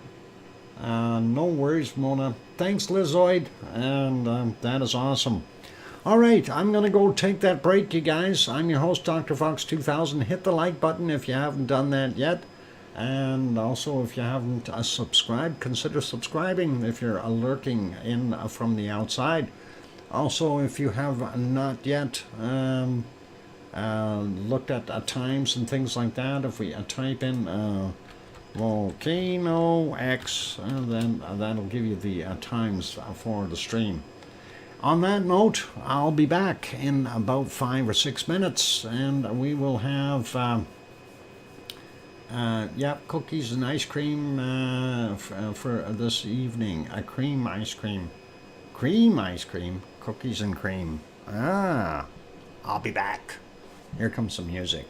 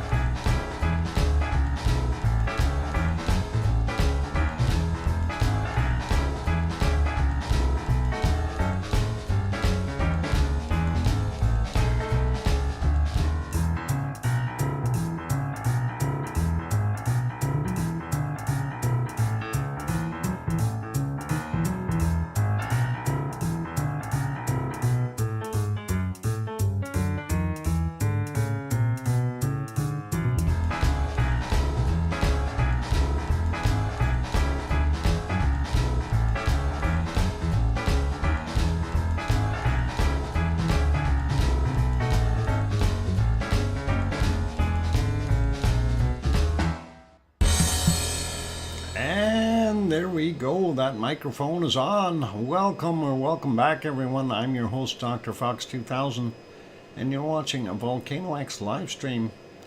And it is a time for our volcano report, so we will do that right away. Thank you for the welcome backs from Leo and Sue and Sasha and Mona and Kevin. And what happened to I Hear You, Dr. Fox 2000? There it is. Thanks, Sharon Stewart.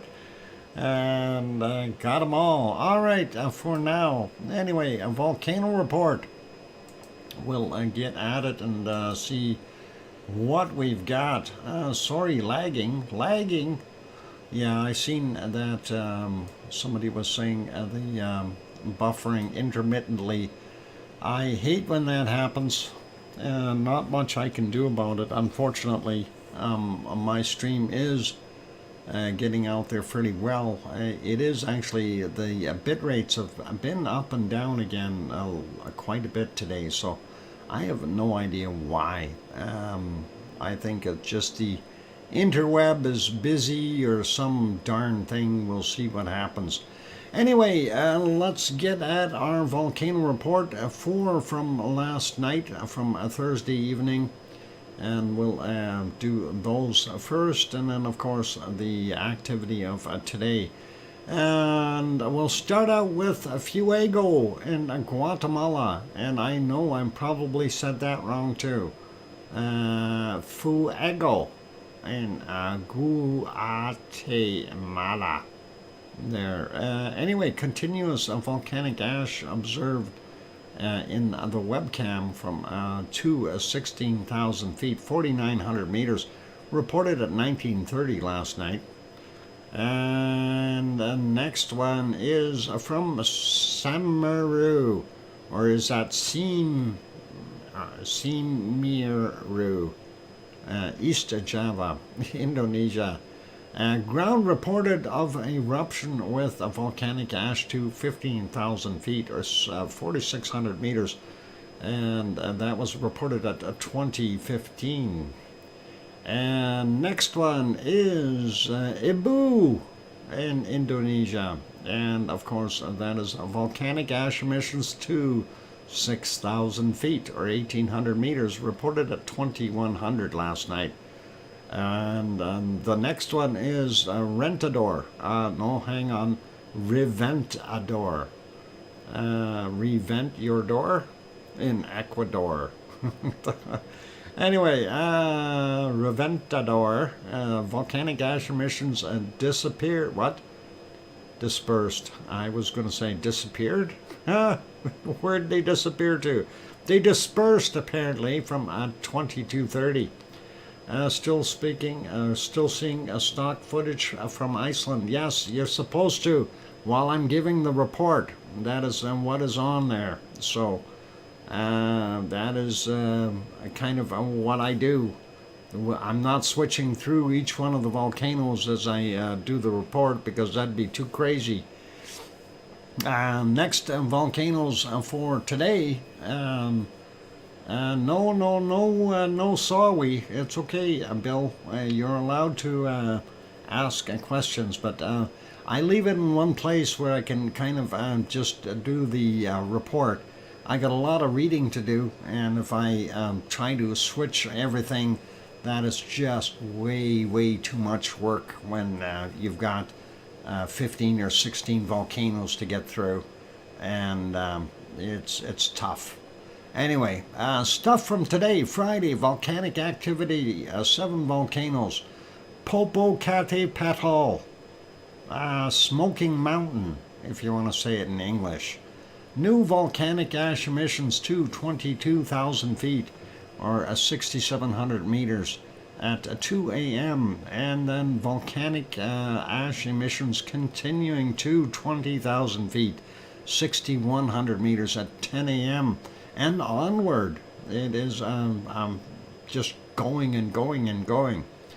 And we already did the report on Santiaguito in Guatemala, and that came in at 2:48 a.m.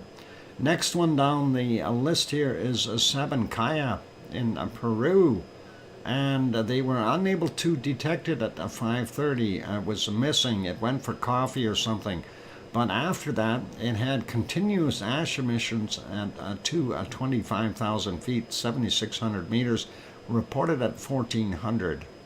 And today's from Fuego, a volcanic ash emissions possibility to 16,000 feet or 4,900 meters, reported at the 6:45. Peruvian coffee break, possibly. 6:45 a.m. for that Fuego report. Semeru, East Java, Indonesia, eruption to 14,000 feet or 4,300 meters, reported at 8:15 a.m. How come we didn't see that? Anyway, I know it was possibly behind the clouds. Nevado del Ruiz in Colombia, new volcanic ash emissions to 19,000 feet or 5,800 meters, reported at 12:45, and that's just after lunch. It must have ate something bad. Sangay in Ecuador, new volcanic ash to 22,000 feet, and that's sorry, did I say 19,000? Nevado del Ruiz was 19,000 and 5,800 meters. Sangay was 22,000 and 6,700 meters, and that was reported at 1,300. So they could have had the same bad lunch. Anyway, that is it. Hopefully they didn't have any of that Peruvian coffee. I hear they spike that with stuff, so you never know. Anyway, yep, I still have archived footage on the screen. Let's leave our wonderful stuff there. Do they have anything else happening in... I'm going to stop that footage, though. Stop the lava. There. Go back over to Yellowstone for a minute. And, yep, Yellowstone not looking so good. But if anyone wants to take a look at the actual site here, you can by typing in Yellowstone. And Yellowstone, I'm typing it in so you can see the link. And, yep, it's not good weather there. And we can see that. Horrible weather for Yellowstone National Park right now, so don't go. Wait till the weather gets nice. You want to go there in the summertime, guys, and trust me on that one. And let's see if we can start out with our earthquakes. We'll see what's happening around the world earthquake-wise, and let's go over and have a look. And here's our earthquake map. And do we see anything big on here? Well, we had this guy here, 5.5 in Malta. And Malta makes good coffee too. Let's see. We'll start out with this one in the Coral Islands. 4.1. I came in yesterday at 20:05 and 180 kilometers down. That is pretty far down from the Kamchatka Peninsula, so not sure what we want to say about it. We do have a little one here, 3.5. Attu Station is the closest point there, 9:26 a.m., 35 kilometers down for that. And then we have a 4.7, 79 kilometers northeast of Adak, Alaska, and that is 173.3 kilometers down. Still a fair amount of activity happening at Tanaga Island, and I'm surprised about that. We actually see more quakes there today than we have for the last little while, so maybe it's coming back. Maybe, and sliding over a little bit more. Aniakchak has a 3 today, so it's not anything too crazy. And going over to Trident volcano. Trident is this guy in the middle here, possibly that. And we are not seeing a heck of a lot there. This other set over here definitely has a little bit more activity. So maybe we will see something pop there eventually. Moving over a little bit more and downward, looking at that 2.2 in, where is it? Mena, Nevada. Okay, interesting. Not very big. Let's continue on. Down here, El Salvador, a 4.0 from, what is it? A 102 a.m. and 52.8 kilometers down for that guy. Sliding down a little bit more. This one, of course, in Peru, 5.3 from 1710, 37.4 kilometers down. And that is actually fairly shallow considering it's behind the mountain ridge. Typically, you see these in the back here, somewhere around 150 kilometers down. And kind of going, okay. Things that make you go, this one here, 4.2 in Chile from 553, 122.4 kilometers down. And that's about the right depth. And then we see one right in here. And let's see, that's actually on the Aztec plate. And that's a 4.7. They call it the West Chile Rise. And that came in yesterday at 21.28, 10 kilometers down for that. Nothing out here in our South Sandwich Islands. And if we go look at New Zealand, we don't see anything new. We know about that one from Christchurch yesterday. And that was there, so not going to worry about that. We do see that little stack on the Kermadec Ridge, nothing there. Tonga, 5.3 from 18 minutes after midnight, 124.7 kilometers down. Next one is 4.5, also in Tonga. It came in at 6:39 a.m. 361 kilometers down for that. Nothing in Vanuatu. Papua New Guinea had a 5.2 from 9:02 and 54.5 kilometers down for it. Is this Timor-Leste? No, that's the Banda Sea. From yesterday at 21:54, 133.5 kilometers down for that 4.3. We don't see anything else on Java or Sumatra. Let's go take a look over here. Looks like 3 of them, and there's a 5.9, and that is near Tobelo. Probably mispronounced it, but that's what I'm going to call it, Tobelo. 4:21 a.m. at 24.6 kilometers down. The Molucca Sea area, we had a 4.5 from, 6:21. And that was 52.4 kilometers down. And a 4.7, and I'm surprised that they call that Tabello as well. And the other one in the middle is never mind. Anyway, 5:16 a.m., 49.9 kilometers down. Molucca Sea. Aren't they all in the Molucca Sea? Oh boy. Anyway, let's carry on. Mariana Islands, or no, Guam region, 4.6. 7:18 is the time on that one, 53.4 kilometers down. And out here by Taiwan, we do have, they are on the Japanese islands. Oh, thank you for the 5-minute warning, Tom. 4.2, and that is at Yakanuni. Okay, never mind. I got trough levels today. I'm going to end up balking backwards if I keep trying to twist my tongue in the wrong direction. 15:10 was the time on this 4.2 at 37.7 kilometers down.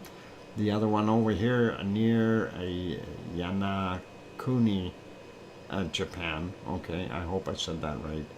10:09 was the time on it, and 110.9 kilometers down. Then we got a whole stack out here, and let's see what we got. This one, a 4.5 and that is from 1:38 a.m., 10 kilometers down. Next one is a 4.6 from 1746, 10 kilometers down. And the latest one, a 4.8 from 1900, also 10 kilometers down, not very far away from Japan. So interesting to see. And we got this one up here in the Kuril Islands already, 4.1. And we'll leave that be. Taking a look down here, we see a 5.7 on the mid-Indian Ridge, and that is a 3:06 is the time on that, 10 kilometers down, and nothing new on the other stack here, so that's all good.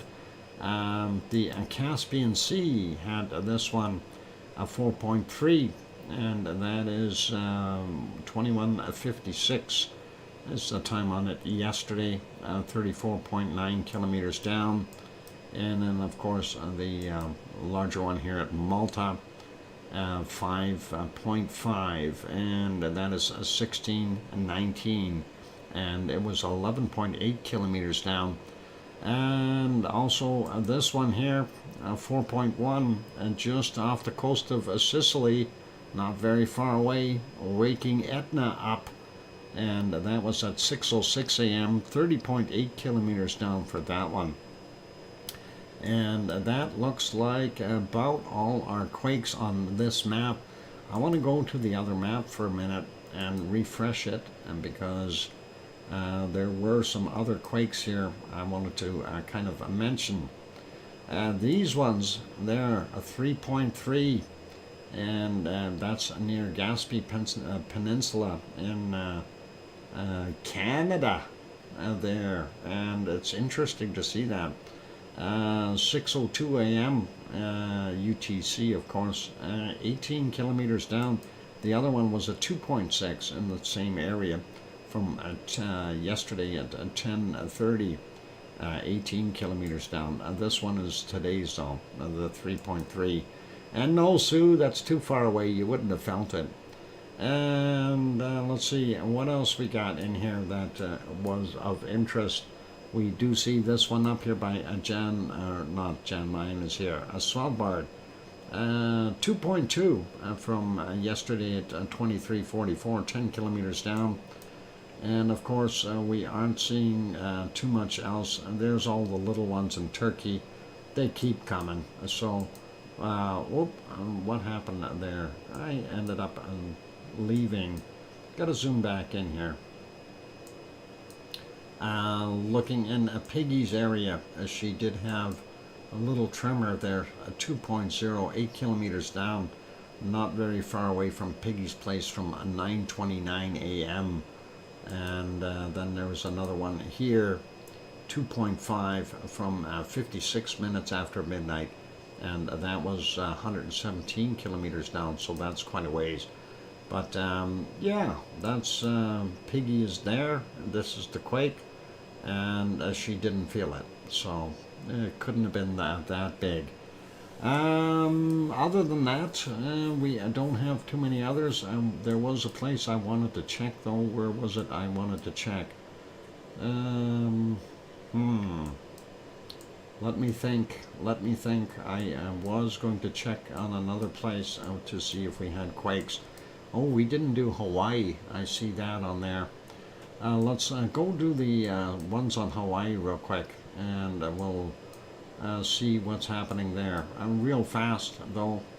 This one out in the water, 2.2 from 1914, 16 kilometers down. This one is a 2.0, 3:45 a.m., 30 clicks down for that guy. This one 2.3, 13:48 today, 31.8 clicks down. This one is a 1.9, and that is there, 31.3 kilometers down, 7:04 a.m. This newer one, 2.2, 18:45. And we got that one in there, 34.4 kilometers down. Next one, 2.6 from yesterday, 20:54, and that was 35 clicks down. This one is 2.0 4:52 a.m., 33.4 kilometers down. This one, 2.0 out here. And I forgot to mention the time. 38.9 kilometers down from 7:36. Did we get that guy? I think we did. 2.0, 3:45. Yep, we did. Next one is this one, 2.1 from our 3:53 a.m. 32.9 kilometers down. The next one is not that one. This one. 1.8 from 3:55 a.m. 32.2 clicks down. Next one is 1.9, and that is 1.9 kilometers down below sea level. Yesterday's 22:32. And this one here, 2.3 from 10 minutes after 2 a.m., 7.9 kilometers down below sea level. Grabbing the other ones here, they're all very small. 1.9, 7:45 a.m., 4.7 clicks down. This one is a 1.8 from 17:42, 3.6 kilometers down. This is a 1.9, 2:46 a.m., 4 kilometers down. 1.7, 7:47 a.m., 2.8 kilometers down. This one, 2.0, yesterday's at 20:43, 2 kilometers down. This one is a 0.3, today's at 20:58, 1.3 kilometers down. This is 2.1 from 11:16 today, 1.5 kilometers down. And then we only have the other two over here. And this is a 1.9 of 5:52 a.m., 3 kilometers down. And this one is a 0.8, and that is 6 kilometers down. Came in at 102. All right, break time. It is a time. Good night, Tom. Good night, Pepper. And good night to Mona Alfano as well. Take care, and well, hopefully I will see you tomorrow. It's Pepsi time. Yes, Pepsi time. Going to refresh this so it'll be ready for after Pepsi time, and we will put our canned lava back on. Don't go away. More to come. And gee, you broke the Pepsi machine, or the Coke machine. Yeah. All right. I guess that's what happens. Anyway, for those good people who are here, if you have not yet hit the like button, please consider that, and that'd be awesome. Also, if you have not yet subscribed to the channel, please consider subscribing. And if you know how to pronounce Asosan properly, please let me know, because Google calls it something else. Anyway, I'll be back after the break. Don't go away. Keep smiling.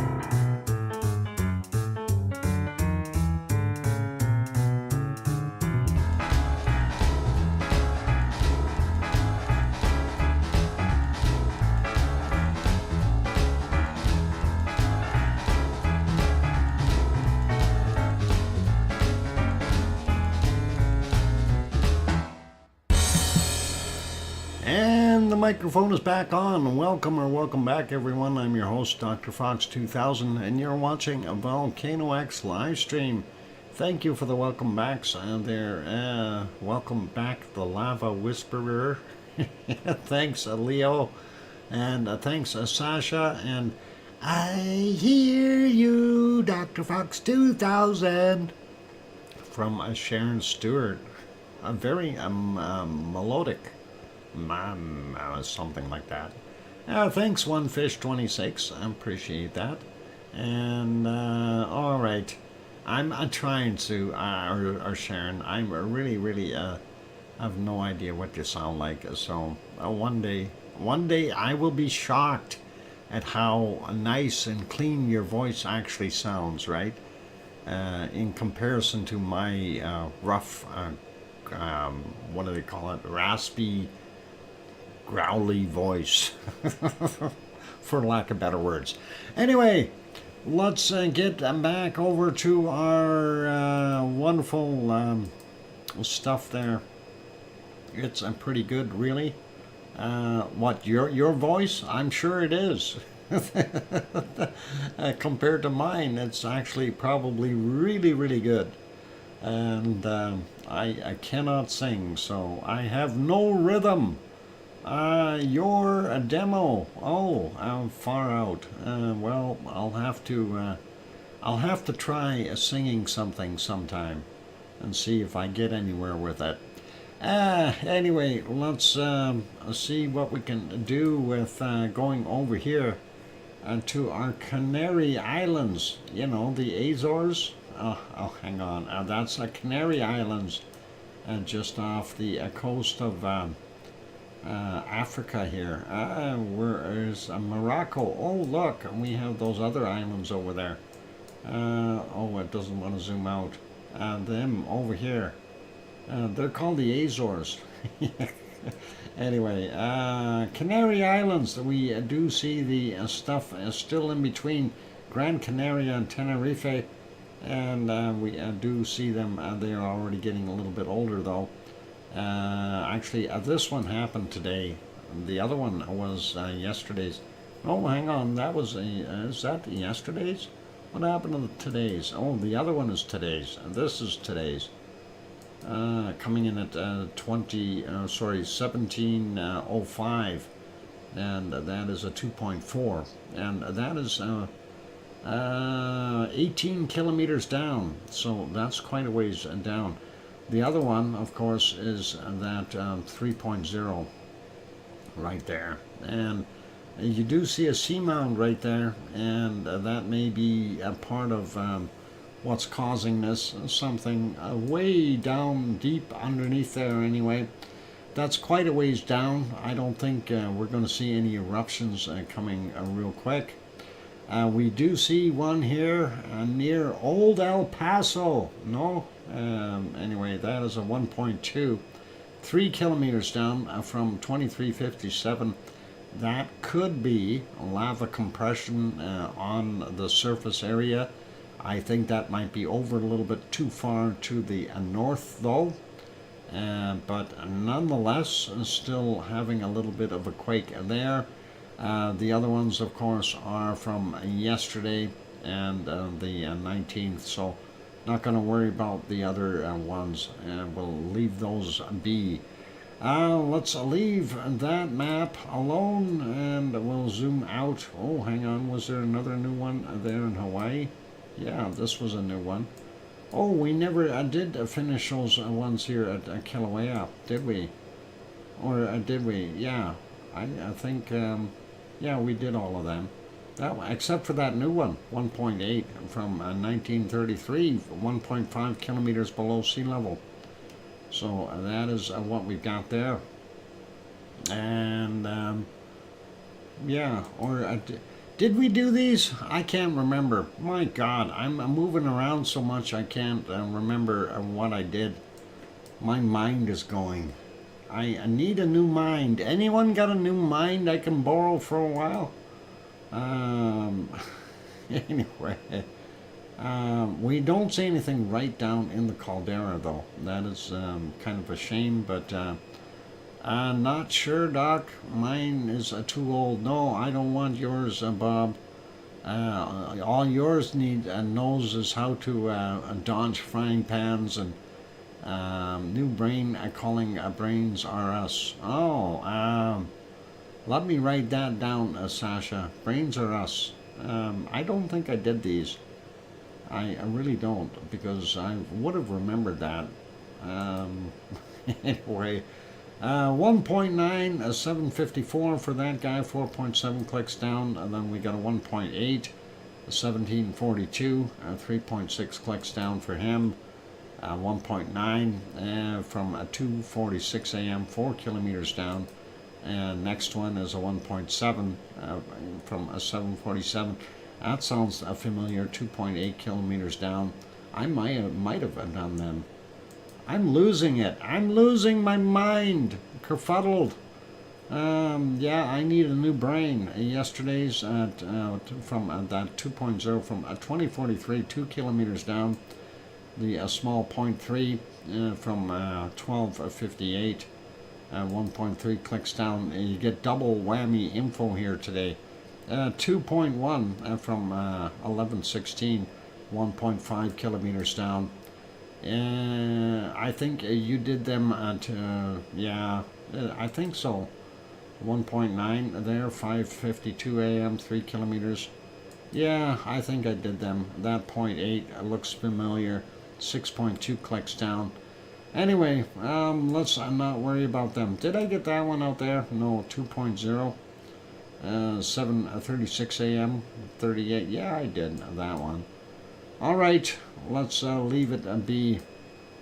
My mind is going slowly, and that is always tough when your mind is going slowly. Where are we going next? We want to go to our SO2 map. I'm going to refresh that, and we'll see what that looks like today. Ooh, I didn't expect that. Let's take a look. And there's our SO2 map. It looks like Monday and we'll get some rain. Interesting. I'm happy no rain now. Okay, if I only had a brain. Yeah, there's a song like that. Anyway, you can see this SO2 cloud here. That is returning. It had a trip all the way over to Alaska and northern Canada, and came back to Russia. It was homesick. The Wizard of Oz. That's awesome. Anyway, we see our Kamchatka SO2s dissipating all around the world, or up in the northern hemisphere anyway. Pretty heavy still up in the Yukon, Northwest Territories, northern Alberta, as well as into Saskatchewan. We see quite a heavy plume in there, and getting back down into the U.S., moving all the way into the lower states here, Oklahoma, even into Texas, Arkansas, Missouri, those places. So they are still definitely getting some of that wonderful SO2, and we see it across our wonderful Greenland, as well as Iceland is now seeing it, so that should make for better sunsets for them. And seeing it kind of swirling around up in the north here, and looks like Svalbard's got some of it, and then of course cutting across northern portions of Norway, Sweden, and Finland, and ending up back in Russia on the other side. So if it's going back one direction or the other, it ends up back in Russia, which is kind of neat. Central America, we see the heavy plume from our Popocatépetl, as well as Mexico City, and most of that looks like it is drifting out into the Pacific, and kind of swirling around yet. Looks like they've got a system sitting right in here somewhere that's kind of keeping it all there. Central America, not so bad from the ones in the Central American area there. Still into the Pacific with that stuff, and Nevado del Ruiz here, not too bad, considering it's doing its thing, and the ones in Ecuador also fairly quiet, and Sabancaya not that heavy today, so all good there. We do see the winds blowing across here, taking a lot of that pollution as well as volcanic SO2 and pushing it right across into the Atlantic Ocean. Normal stuff for Rio de Janeiro, Sao Paulo areas, those places. So not that bad for them. Kind of weirding out here. This, of course, is from South Sandwich Islands, so they are off-gassing a little bit there. And looks like White Isle Volcano, probably because of the heavy rains involved in the area right now, is getting a lot of that SO2 washed out of the air into the ocean. Leo's place is Leo must have his barbecue on. He's not at the beach though. We can see. Look at that plume around Melbourne. It's got to be a Leo's barbecue. Too cold here. I thought that's how you warmed up, is doing your barbecue. Do you realize, Leo, they do barbecuing here at 40 below? What? Michael, a volcano in South Sandwich Islands. Oh, is it Michael that's still doing that? Okay. And we got the coking plants north of Sydney still doing their thing. Tofua out here in Tonga still working away. Yasur still doing its thing, and then of course I'm not sure what this is from, but Aoba and Gawa still working away hard at their stuff. Looks like pretty normal for Papua New Guinea. Luotolak is still doing its thing there, and then we can see Semaru likely responsible for that, and of course Merapi is responsible for a lot of that. Plus there's a lot of people pollution there too, so don't just blame it on Merapi or Semaru. And Jakarta, and of course our shot of the day, Krakatau, is doing their things. Not sure which one's giving off more SO2, a little higher levels from Kerinci and Merapi, and Cinnabung is still doing its thing. I'm not sure where this is coming from. I doubt that it's a barren island. And looks pretty heavy there for Ibu and Dakota, although they're trying to be discreet. We know that. Looks a little heavier from Mayon and Bulusan here as well. And let's see, of course, we have a Taal in here. Kind of short, but tall, and the Manila and the rest of the populated areas there providing that SO2. And of course out here in our Japanese islands, they're still working away. Normal stuff for Taiwan. China, I bet you they're getting a bunch of rain. That's why we're not seeing as much SO2 from there right now. And looking at what we've got in this area, Suwanoshi-jima providing a little bit. And then of course we see a fairly heavy area here, and that is coming from Sakurajima, as well as from Aso-san.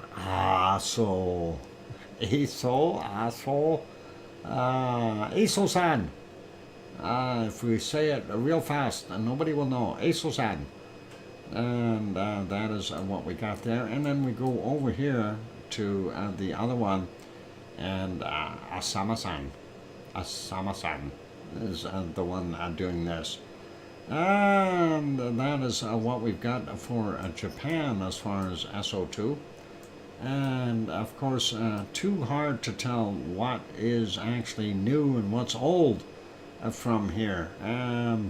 So the heavy return of the heavy stuff come back to haunt them, I guess. We also see a very heavy plume here, and I think that might be industrial stuff. Certainly not a volcano that I know of, and that is in China. So we'll leave that be. Looks like it's okay in Sri Lanka, but we definitely have some heavier buildup. Eastern portions of India. And looks like our gold refineries are still refining gold down in South Africa, and we are still seeing the DR Congo throwing off a bunch. Not as much though. They might have some rain in that area as well. I see one little spot there. That is a likely RTVE, and then we see the oil refineries here in Saudi Arabia, as well as Kuwait, Iran, and Iraq, and they are producing. And yep, there is our plume coming from Etna, and this will likely be from Stromboli.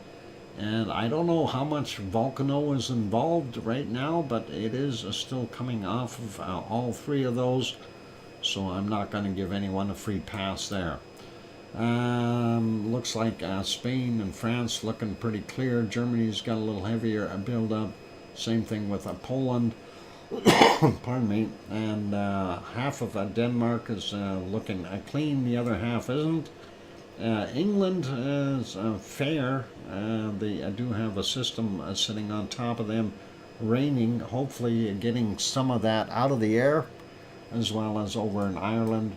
And of course we can see the heavier concentrations that came all the way from Kamchatka all the way over here. Wow. And then of course Iceland getting nailed with some of that SO2 as well. That is our SO2 report for today, you guys. So let's take a look at the start of our wonderful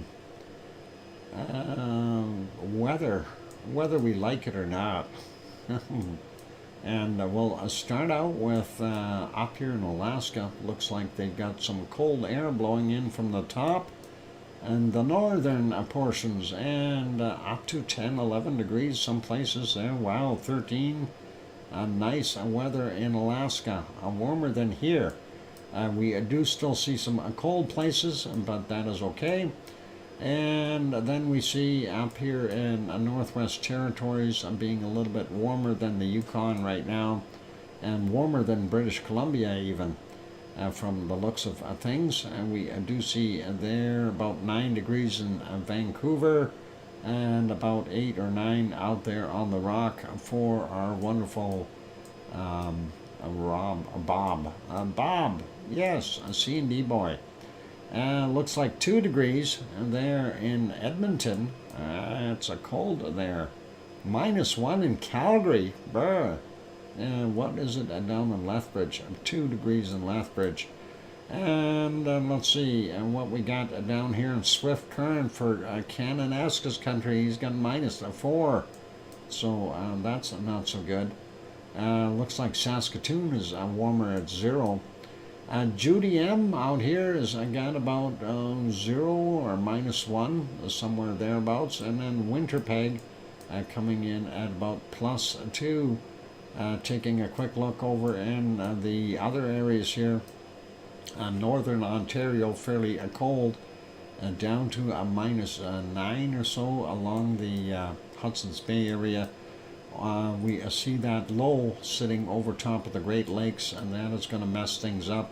Sudbury about 3 degrees. We got Toronto coming in at 11 today, 8 in London. Detroit is 8. Chicago for Tom and Pepper is 10. Henry's Place about 4 degrees out there, and that is not so bad. Moving up, Montreal 10, Quebec City is 5, and we see anywhere from about -3 or 4 to about +5 there in New Brunswick. And then of course we take a look at Halifax, and that's about 4 degrees there for Cole Harbour as well. So that is pretty awesome. And we do see it a little bit colder out there, though, on that other peninsula. That's awesome as well. We see a 0 to about 2 degrees or so in Newfoundland, Avalon Peninsula, maybe a couple spots where it's a 3, so not so cold, but not so warm. And it looks like about the same thing as Newfoundland here in Labrador. So all right there, and we see a low sitting in Hudson's Bay, pulling all that cold air down and trying to warm it up. We see the other low there, of course, that is what's pulling it further south. Not so good. Anyway, it is a break time, so what we will do is we'll come back and look at Portland's lovely 13 degrees Celsius in a few minutes. And don't go away, you guys. I'm going to take that break. I'll put you back on the canned lava for right now. For those people who haven't hit the like button yet, please help us out. If you haven't hit the like, give it a quick bop. Also, if you have not yet subscribed to the channel, pardon me, please consider subscribing. That'd be great. And on that friendly note, I will be back in 5, 6, or 7 minutes. I'm your host, DrFox2000. Don't go away. The Cape Breton Peninsula on top of Nova Scotia. Okay, we'll try to remember that. Cape Breton, Cape Breton. I heard of that place. I'll be back.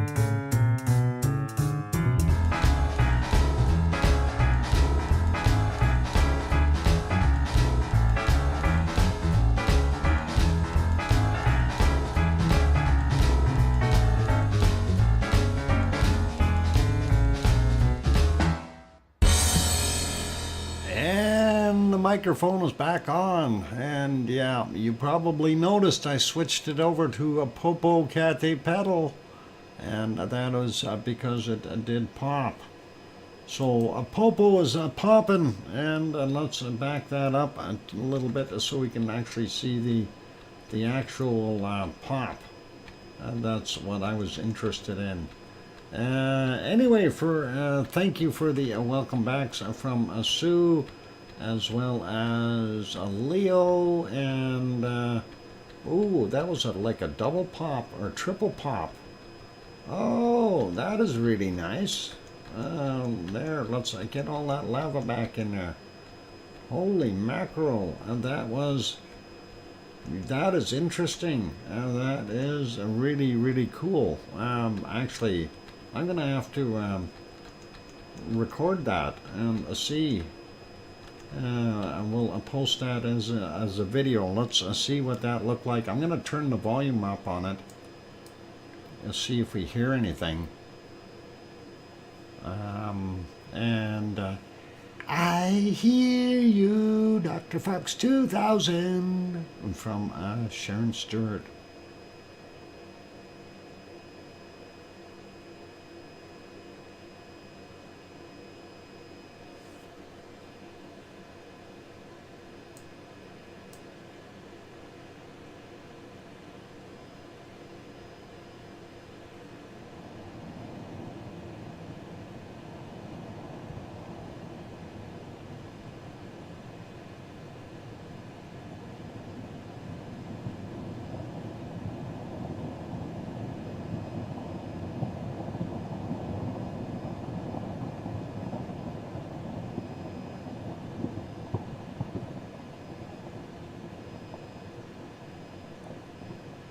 Yeah, I certainly did hear it. That was a lot of lava in that shot. And that is actually pretty interesting, and that happened just a few minutes ago. It's rumbling, you bet. And yeah, I did hear it as well. Even with the fan noise in here, I was able to hear it. So yeah, I'm going to be posting that in a video after the stream here. So that'll be all right and cool and everything. So really awesome to be able to see that. And that was almost live. So I wish I would have seen it while I was scanning through. That would have been something worthy of having a peek at. And it actually had multiple shots here because this cooled a little bit and then it did it again and again. And I think I will record it later on and after the show, and we'll post it. So it'll be a nice little treat there with the audio, of course. So that'll be awesome. Anyway, let's leave that be. I'm going to put that back on live, and it looks like it had another little burp. No, that is it.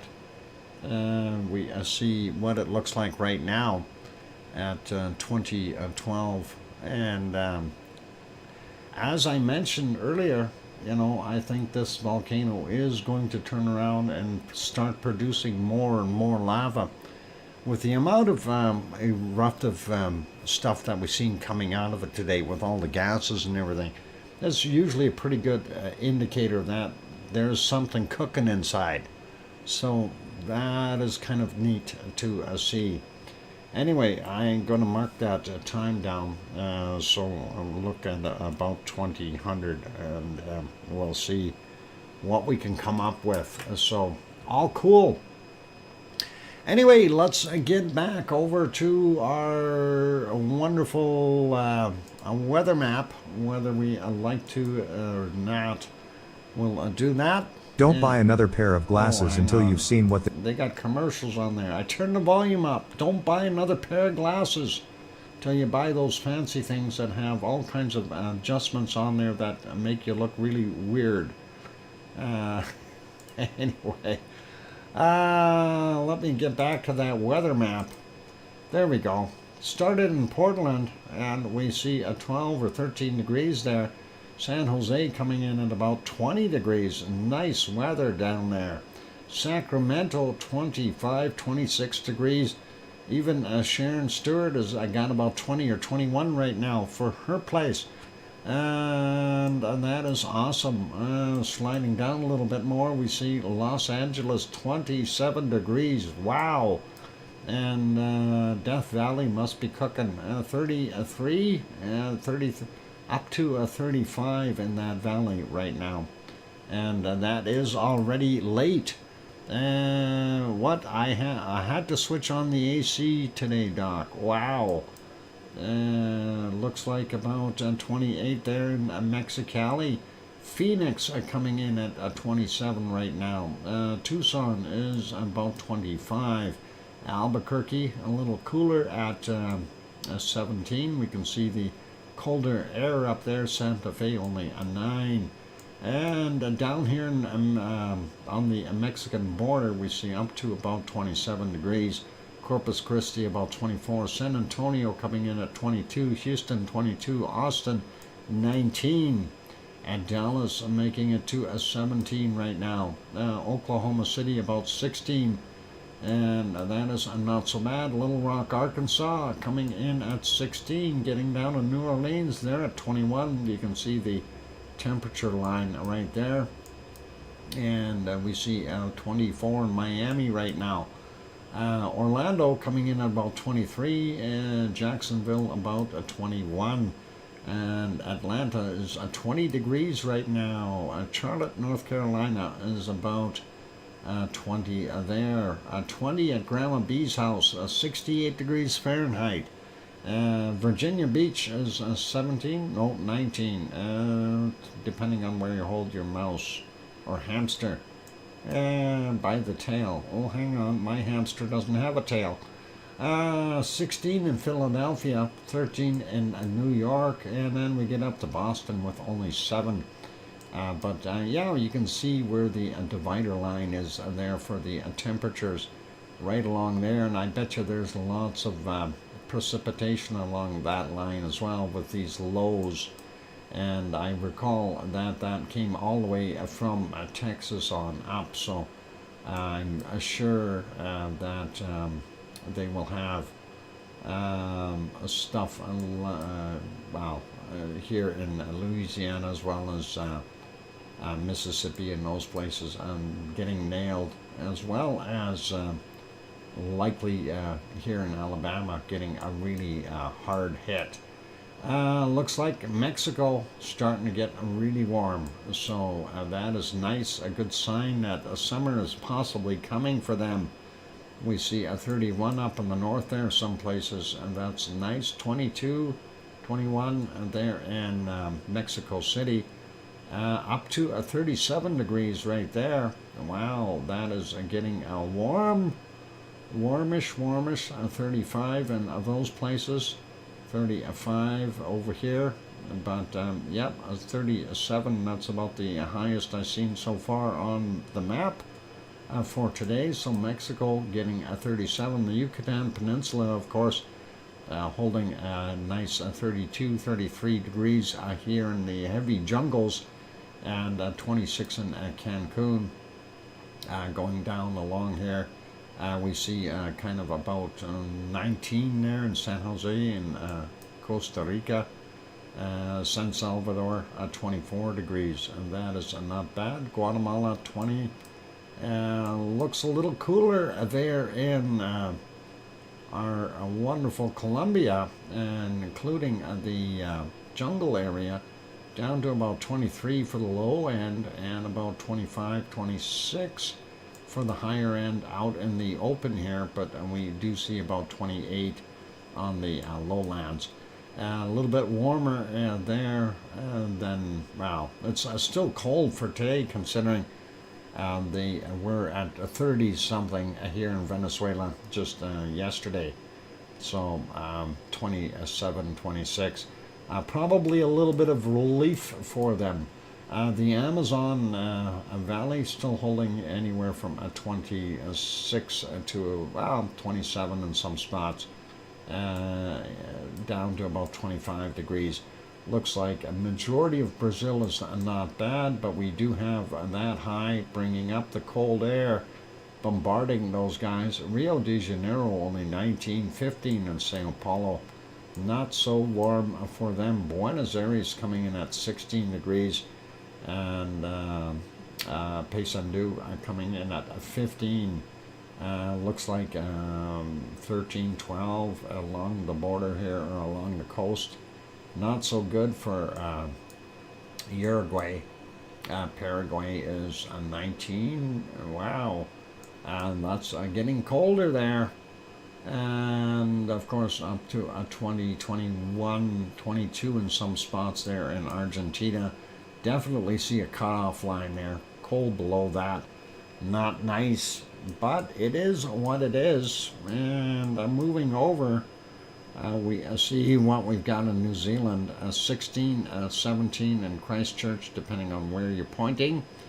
And we see about the same temperatures along the bottom end of the island there on the South Island. And northern parts up to about 18, 20 in some spots. That's not so bad. Wellington coming in at 15. Let's see what Hastings is. Hastings coming in at about 19. What was that? I had a funny flash with my chat here for a second. I thought that was kind of weird. 17 in Taupo. Bay of Plenty is coming in somewhere around, I don't know, 20 degrees. 19, 20. Auckland about 20, and going up on the peninsula up to about 22 in some places. Leo's bringing up his weather. Leo, is that going to make it warmer? We see 18 in Hobart. That's a whole bunch warmer than what they had in the last few days. And we see the coastal areas still doing pretty good. Still colder on the west side though, so warmer on the east. And there we go. Well, 17, 18. Yeah, that's kind of what you got there, I guess. And looks like the outback isn't scorching too bad. About 18 there, 19 maybe in Adelaide, and going over to Sydney, sitting at about 21 degrees right now. And looks like some 26 degrees in the interior there a little bit. Home of Oz sitting at about 24 degrees, 25 maybe. And that is pretty nice. Let's see what the high temperatures are up here. 31, 32 is what we see for the highest temps. Yeah, that's about what we've got. So that is not so bad, but also, well, I guess for them is all right. Perth coming in at a balmy 23. That's nice weather there. Let's take a look at here in Fiji, coming in at anywhere from 25 to 29, and that is pretty okay, I guess, for them.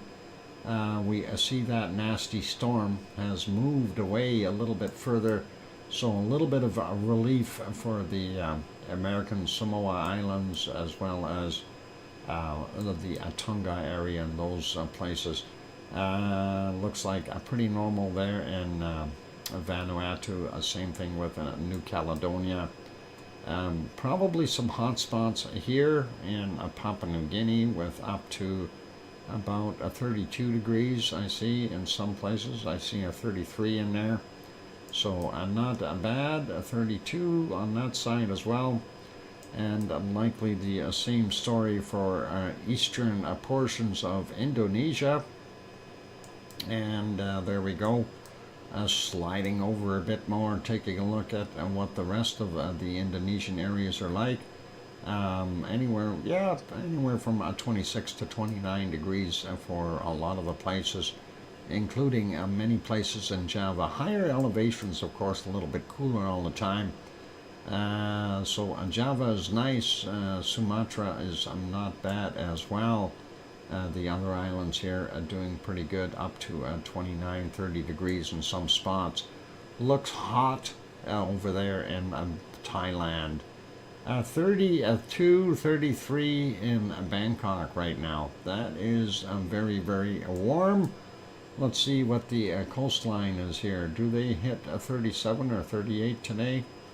I don't think so. 33s, 34s, and yeah, that is Vietnam, up to 35 degrees. So no record breaker there. What about over here?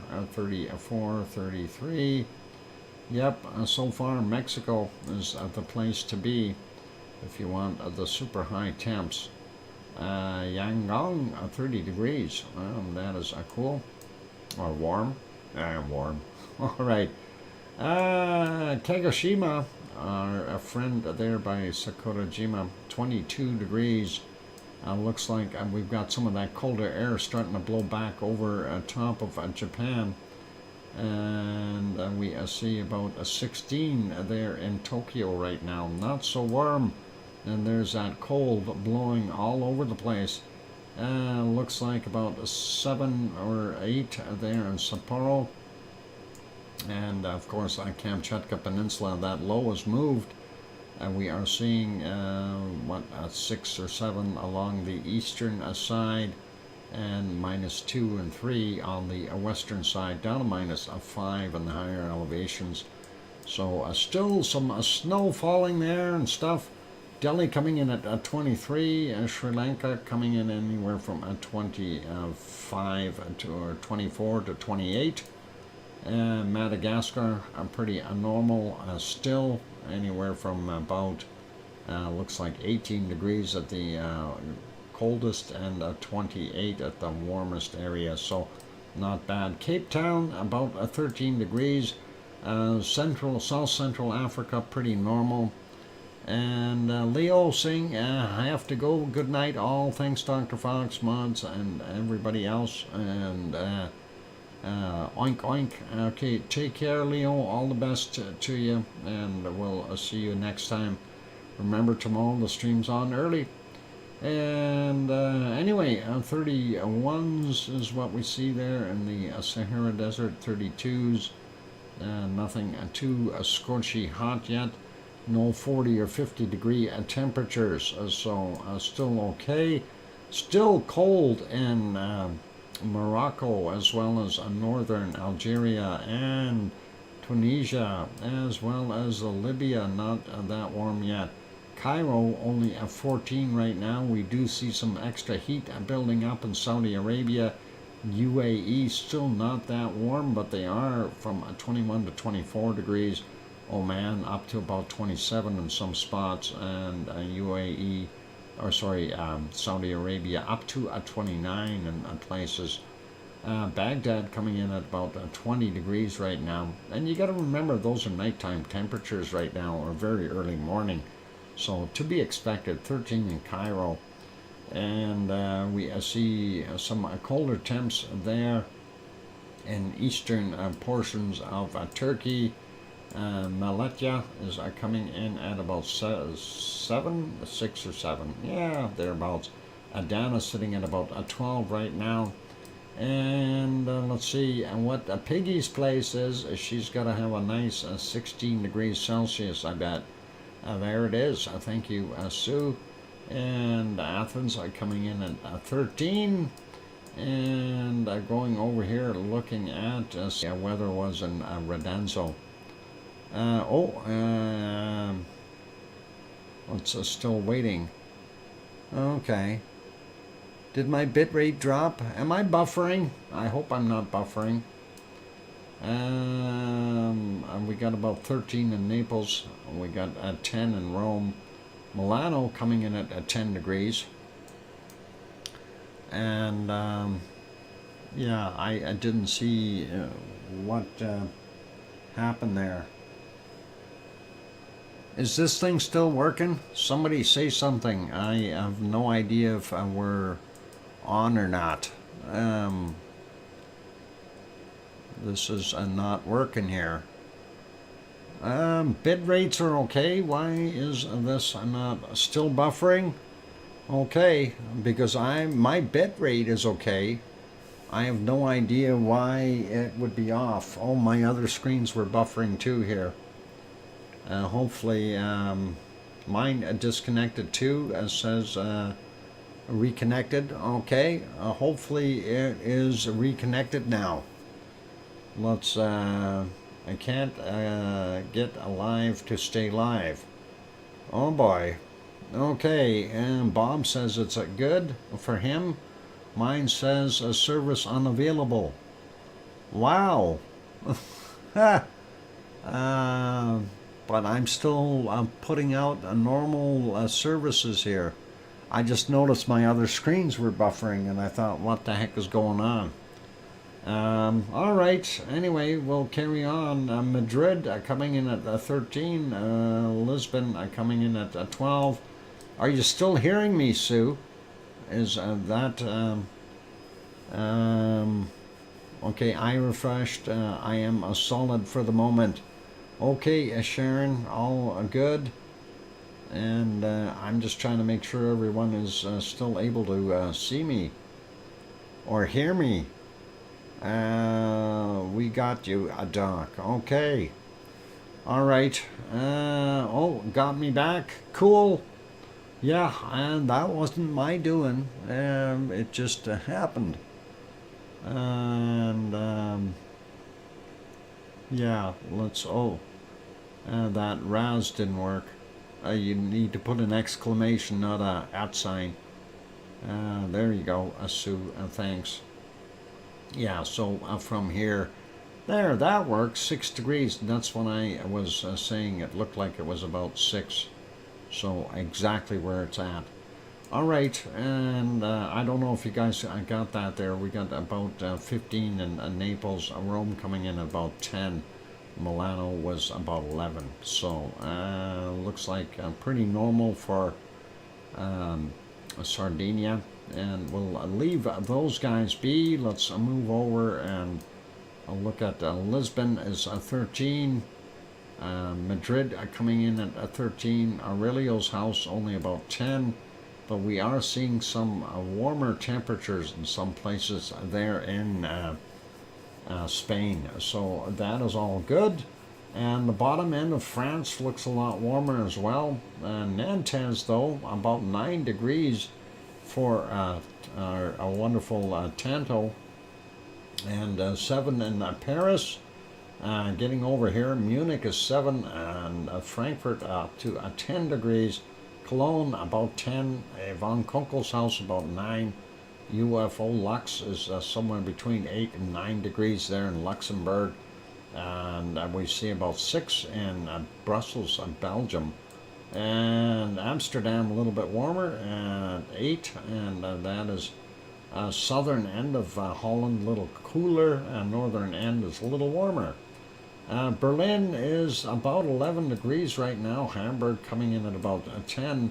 Moving up to Copenhagen, we see about 8 there, and Aarhus is about 7 degrees.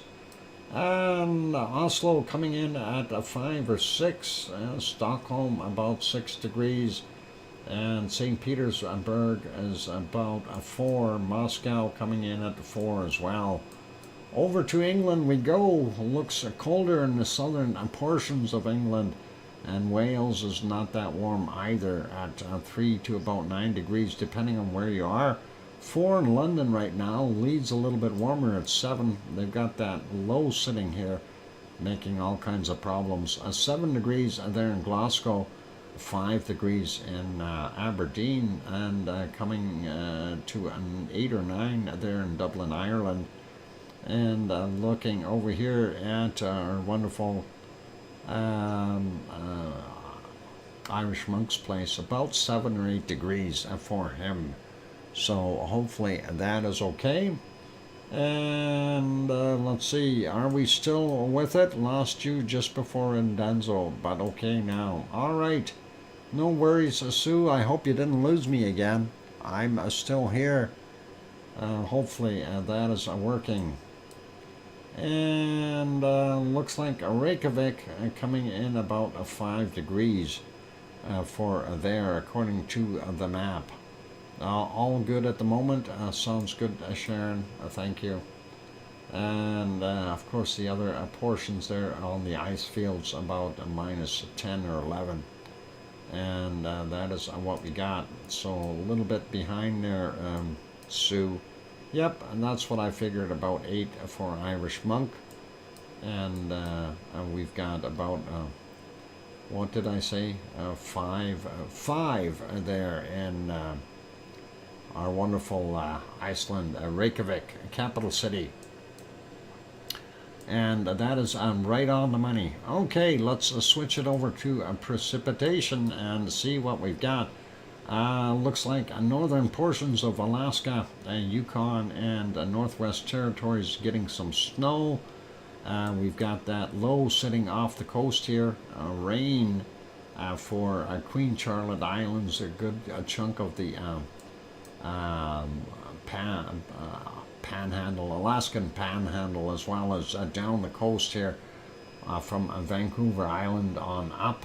It looks like the southern end, maybe a little less rain, but most of the rain is up in the north. And then, of course, some snow in the interior and in the Rockies, foothills areas, and not so much out here in Saskatchewan, and Manitoba looks pretty good right now. Northern Ontario, pardon me, a different story though.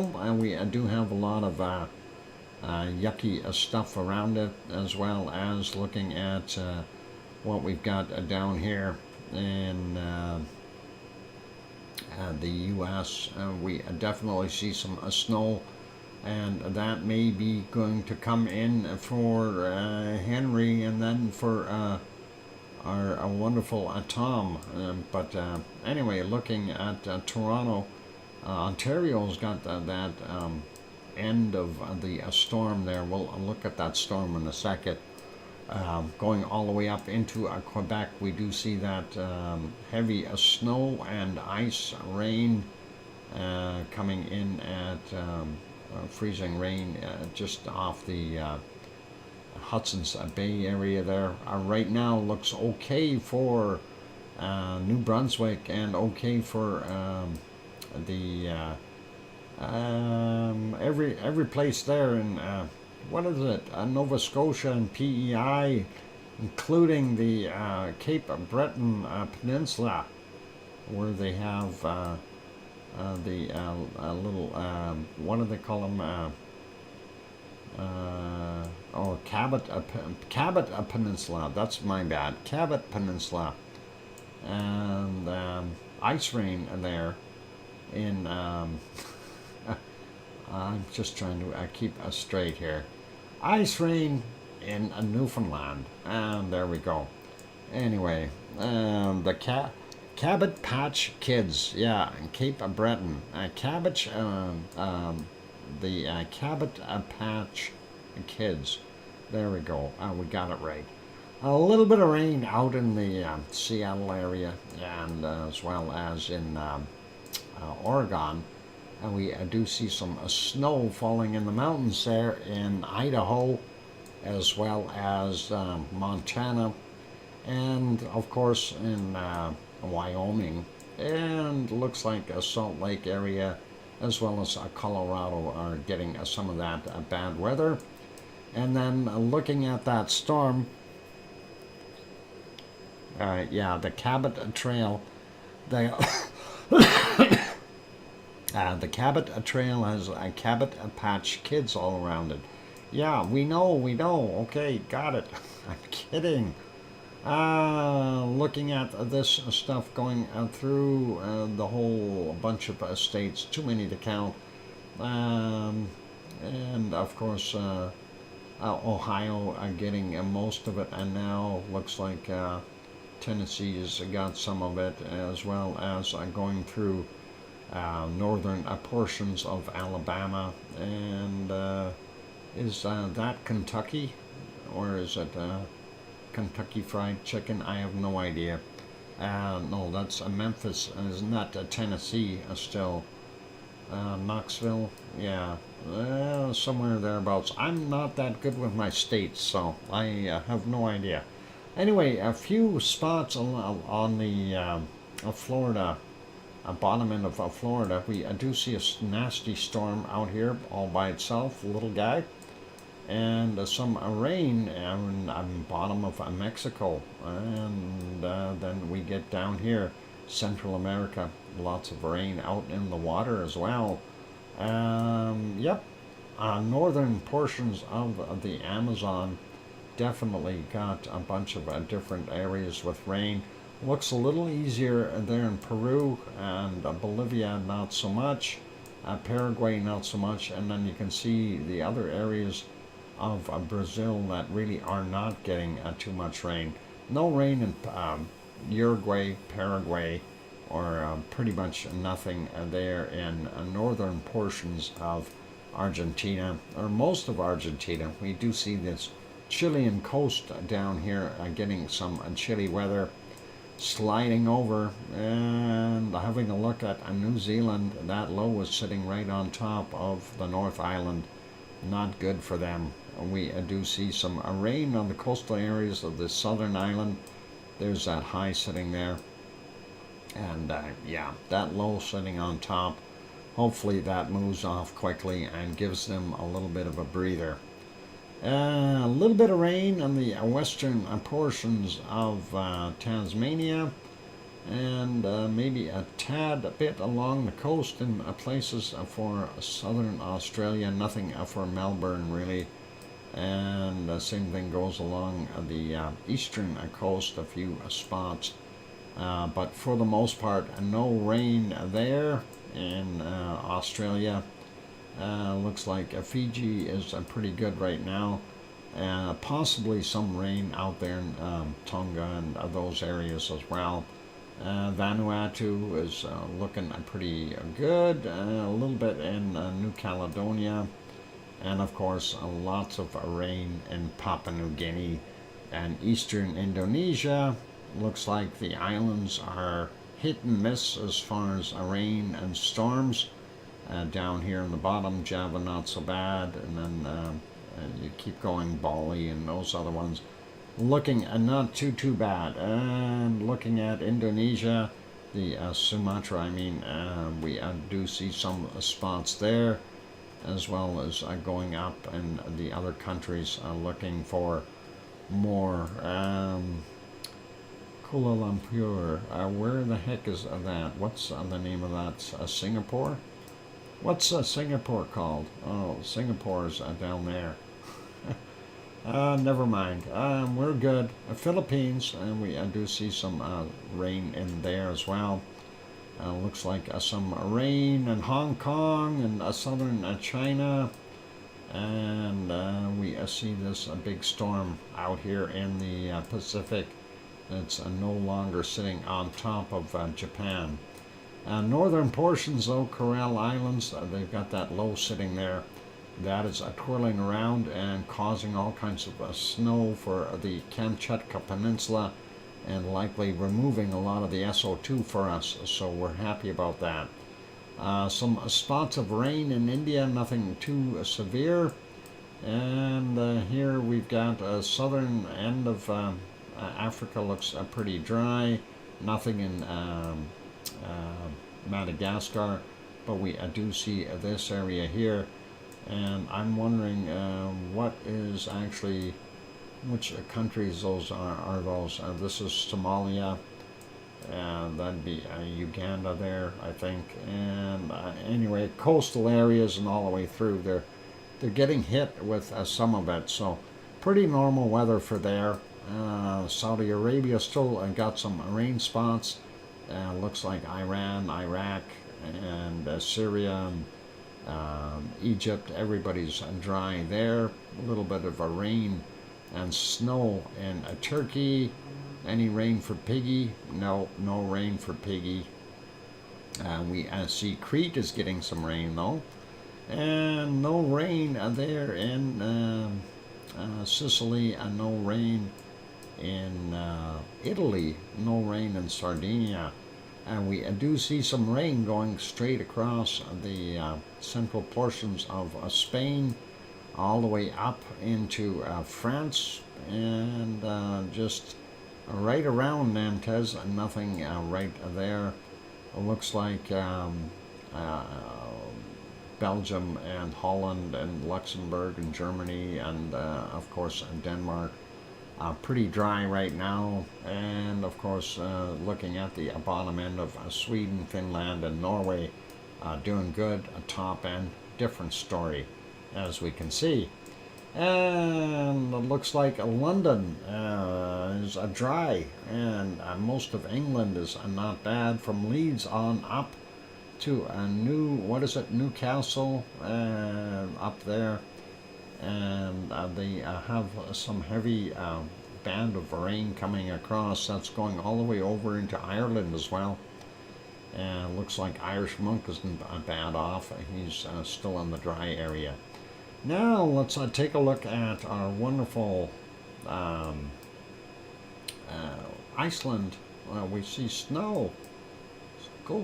What a surprise. Snow on the east, snow in the south, rain in the south, and looks like Reykjavik is just on the edge of it, getting some rain there as well. So yep, your volcano watchers are all going to get rained on.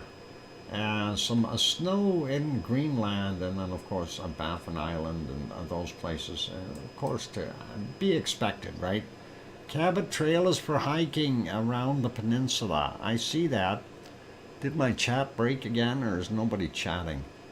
What about the Cabot Patch Kids? There's got to be Cabot Patch Kids out there. I swear that's where they're from. Oh, hang on. I know, it's Cabbage Patch Kids. And don't have to correct me. I got it. Let's see. Are we even on? Are we even on? It's not working. Is the chat disconnected again? Nobody talking? Everybody's gone? They all left me? Oh my God. They all left me. Coldest temperature I found is, oh, you're so cold on there. Don't tell me that. Minus 80 degrees. Wow. Minus 73. I'm here again. Oh, you're here there again. Okay, there we go. Minus 75. Oh my God. Minus 80 degrees Celsius. That is really cold. Where's that at? 77 right there. 78, 79. It's got to be right in here. Minus 79 Celsius. Minus 80. Where are you? Minus 79. Put it this way, your fingers would freeze off in about a minute. I mean, completely. You'd get frostbite in about 30 seconds, or 20 seconds. Minus 79 is what I'm seeing there. That is not very good. Minus 79, minus 80, that is silly. That is crazy. That is too cold. Going up here where it's warmer, no. Minus 60, 73 there as well. Wow. It is a winter time. Minus 75, 77, 78. I don't know. I don't like that. Minus 79 is what I found. So, yeah, Sue, I'll let you win that cold temperature. That is just way too cold. Minus 80. Wow. Minus 79 is what I seen on here. So, I will respect that minus 80. I believe that to be true and correct. But that is just too cold. Seriously. Minus 74, 77, 76. There's a 78. Where'd my 79 go? It was right in here somewhere. Anyway, yeah, there is one place, a minus 80. Yeah, I wouldn't doubt it, Sue. But yeah, that's still too cold. Minus 80. I mean, I did find minus 79 on the screen fairly easily, so I wouldn't be surprised whatsoever to have a minus 80 on there, and that's okay. Anyway, let's put us back on the canned lava here. I'm actually going to take a look at Mexico real quick and see is there any more lava coming. No, not right now. So, no more lava eruptions. All right.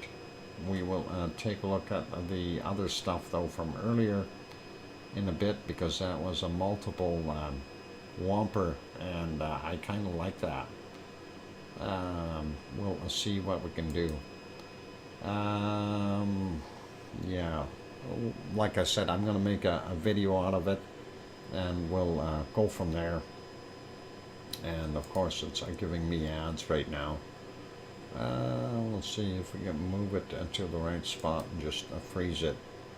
All right, so we'll do that. Gonna wrap up the stream for today. Way to go, Sue. Feed those animals, and that will be awesome. And keep them warm. I didn't know there's bunnies down there. And yep, Sue definitely gets the big trophy there today for finding minus 80 degrees Celsius as the coldest spot on the planet. And Mexico had the hottest place at plus 37. So that is pretty darn good spread from cold to hot. Well, there might be bunnies. Yeah, I don't think there's bunnies down there. But, you know, you never know. Anyway, I'm going to leave it as that for now. And I don't think those poor bunnies would survive. They got good coats, but not for minus 80.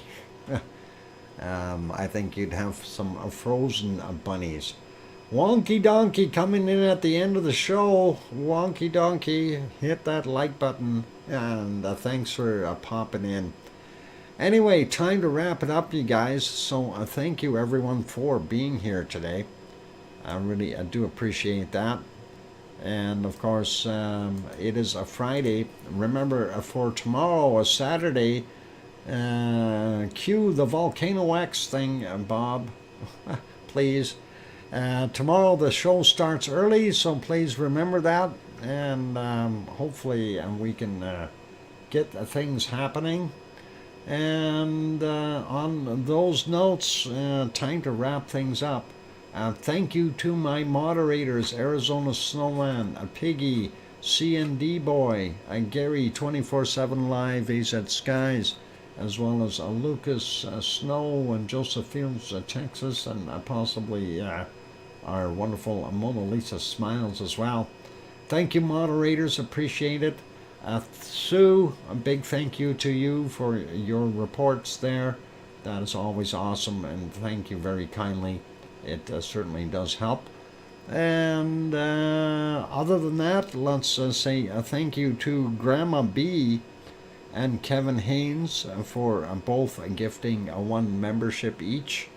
And I see, and we have two on the screen there on my studio board here. And also big thank you to Lizoid for his wonderful super chat for today. So that means at least the power is paid for, which is awesome. And big thank you to each and every one of you for being in here. I really do appreciate all of you. And my search for my, the job thing, still working on that. I did get the papers in, the request in there to do the background check. So that is what I'll be dealing with tomorrow morning. working on that. I won't do it tonight. It's too late. I can't think straight. I'm going to make that video, though, of a Popocatépetl and try to make sure we get the audio in there as well. So thanks again, everyone, for being here. Thank you for the support. Thank you for all the good, kind things from everyone. And be good, be kind, take care. And we will see everyone tomorrow on the stream. And remember, the stream does start early. So on those friendly notes, time to wrap it up. And I just want to add my end line. Please, please, for those good people who are here, tell your loved ones that you love them tonight, for tomorrow is never promised. I'm your host, DrFox2000, here in Edmonton, Alberta, Canada. We'll see everyone tomorrow in the afternoon. Good night and good day, depending on where you are, and we'll see you. Oink, oink.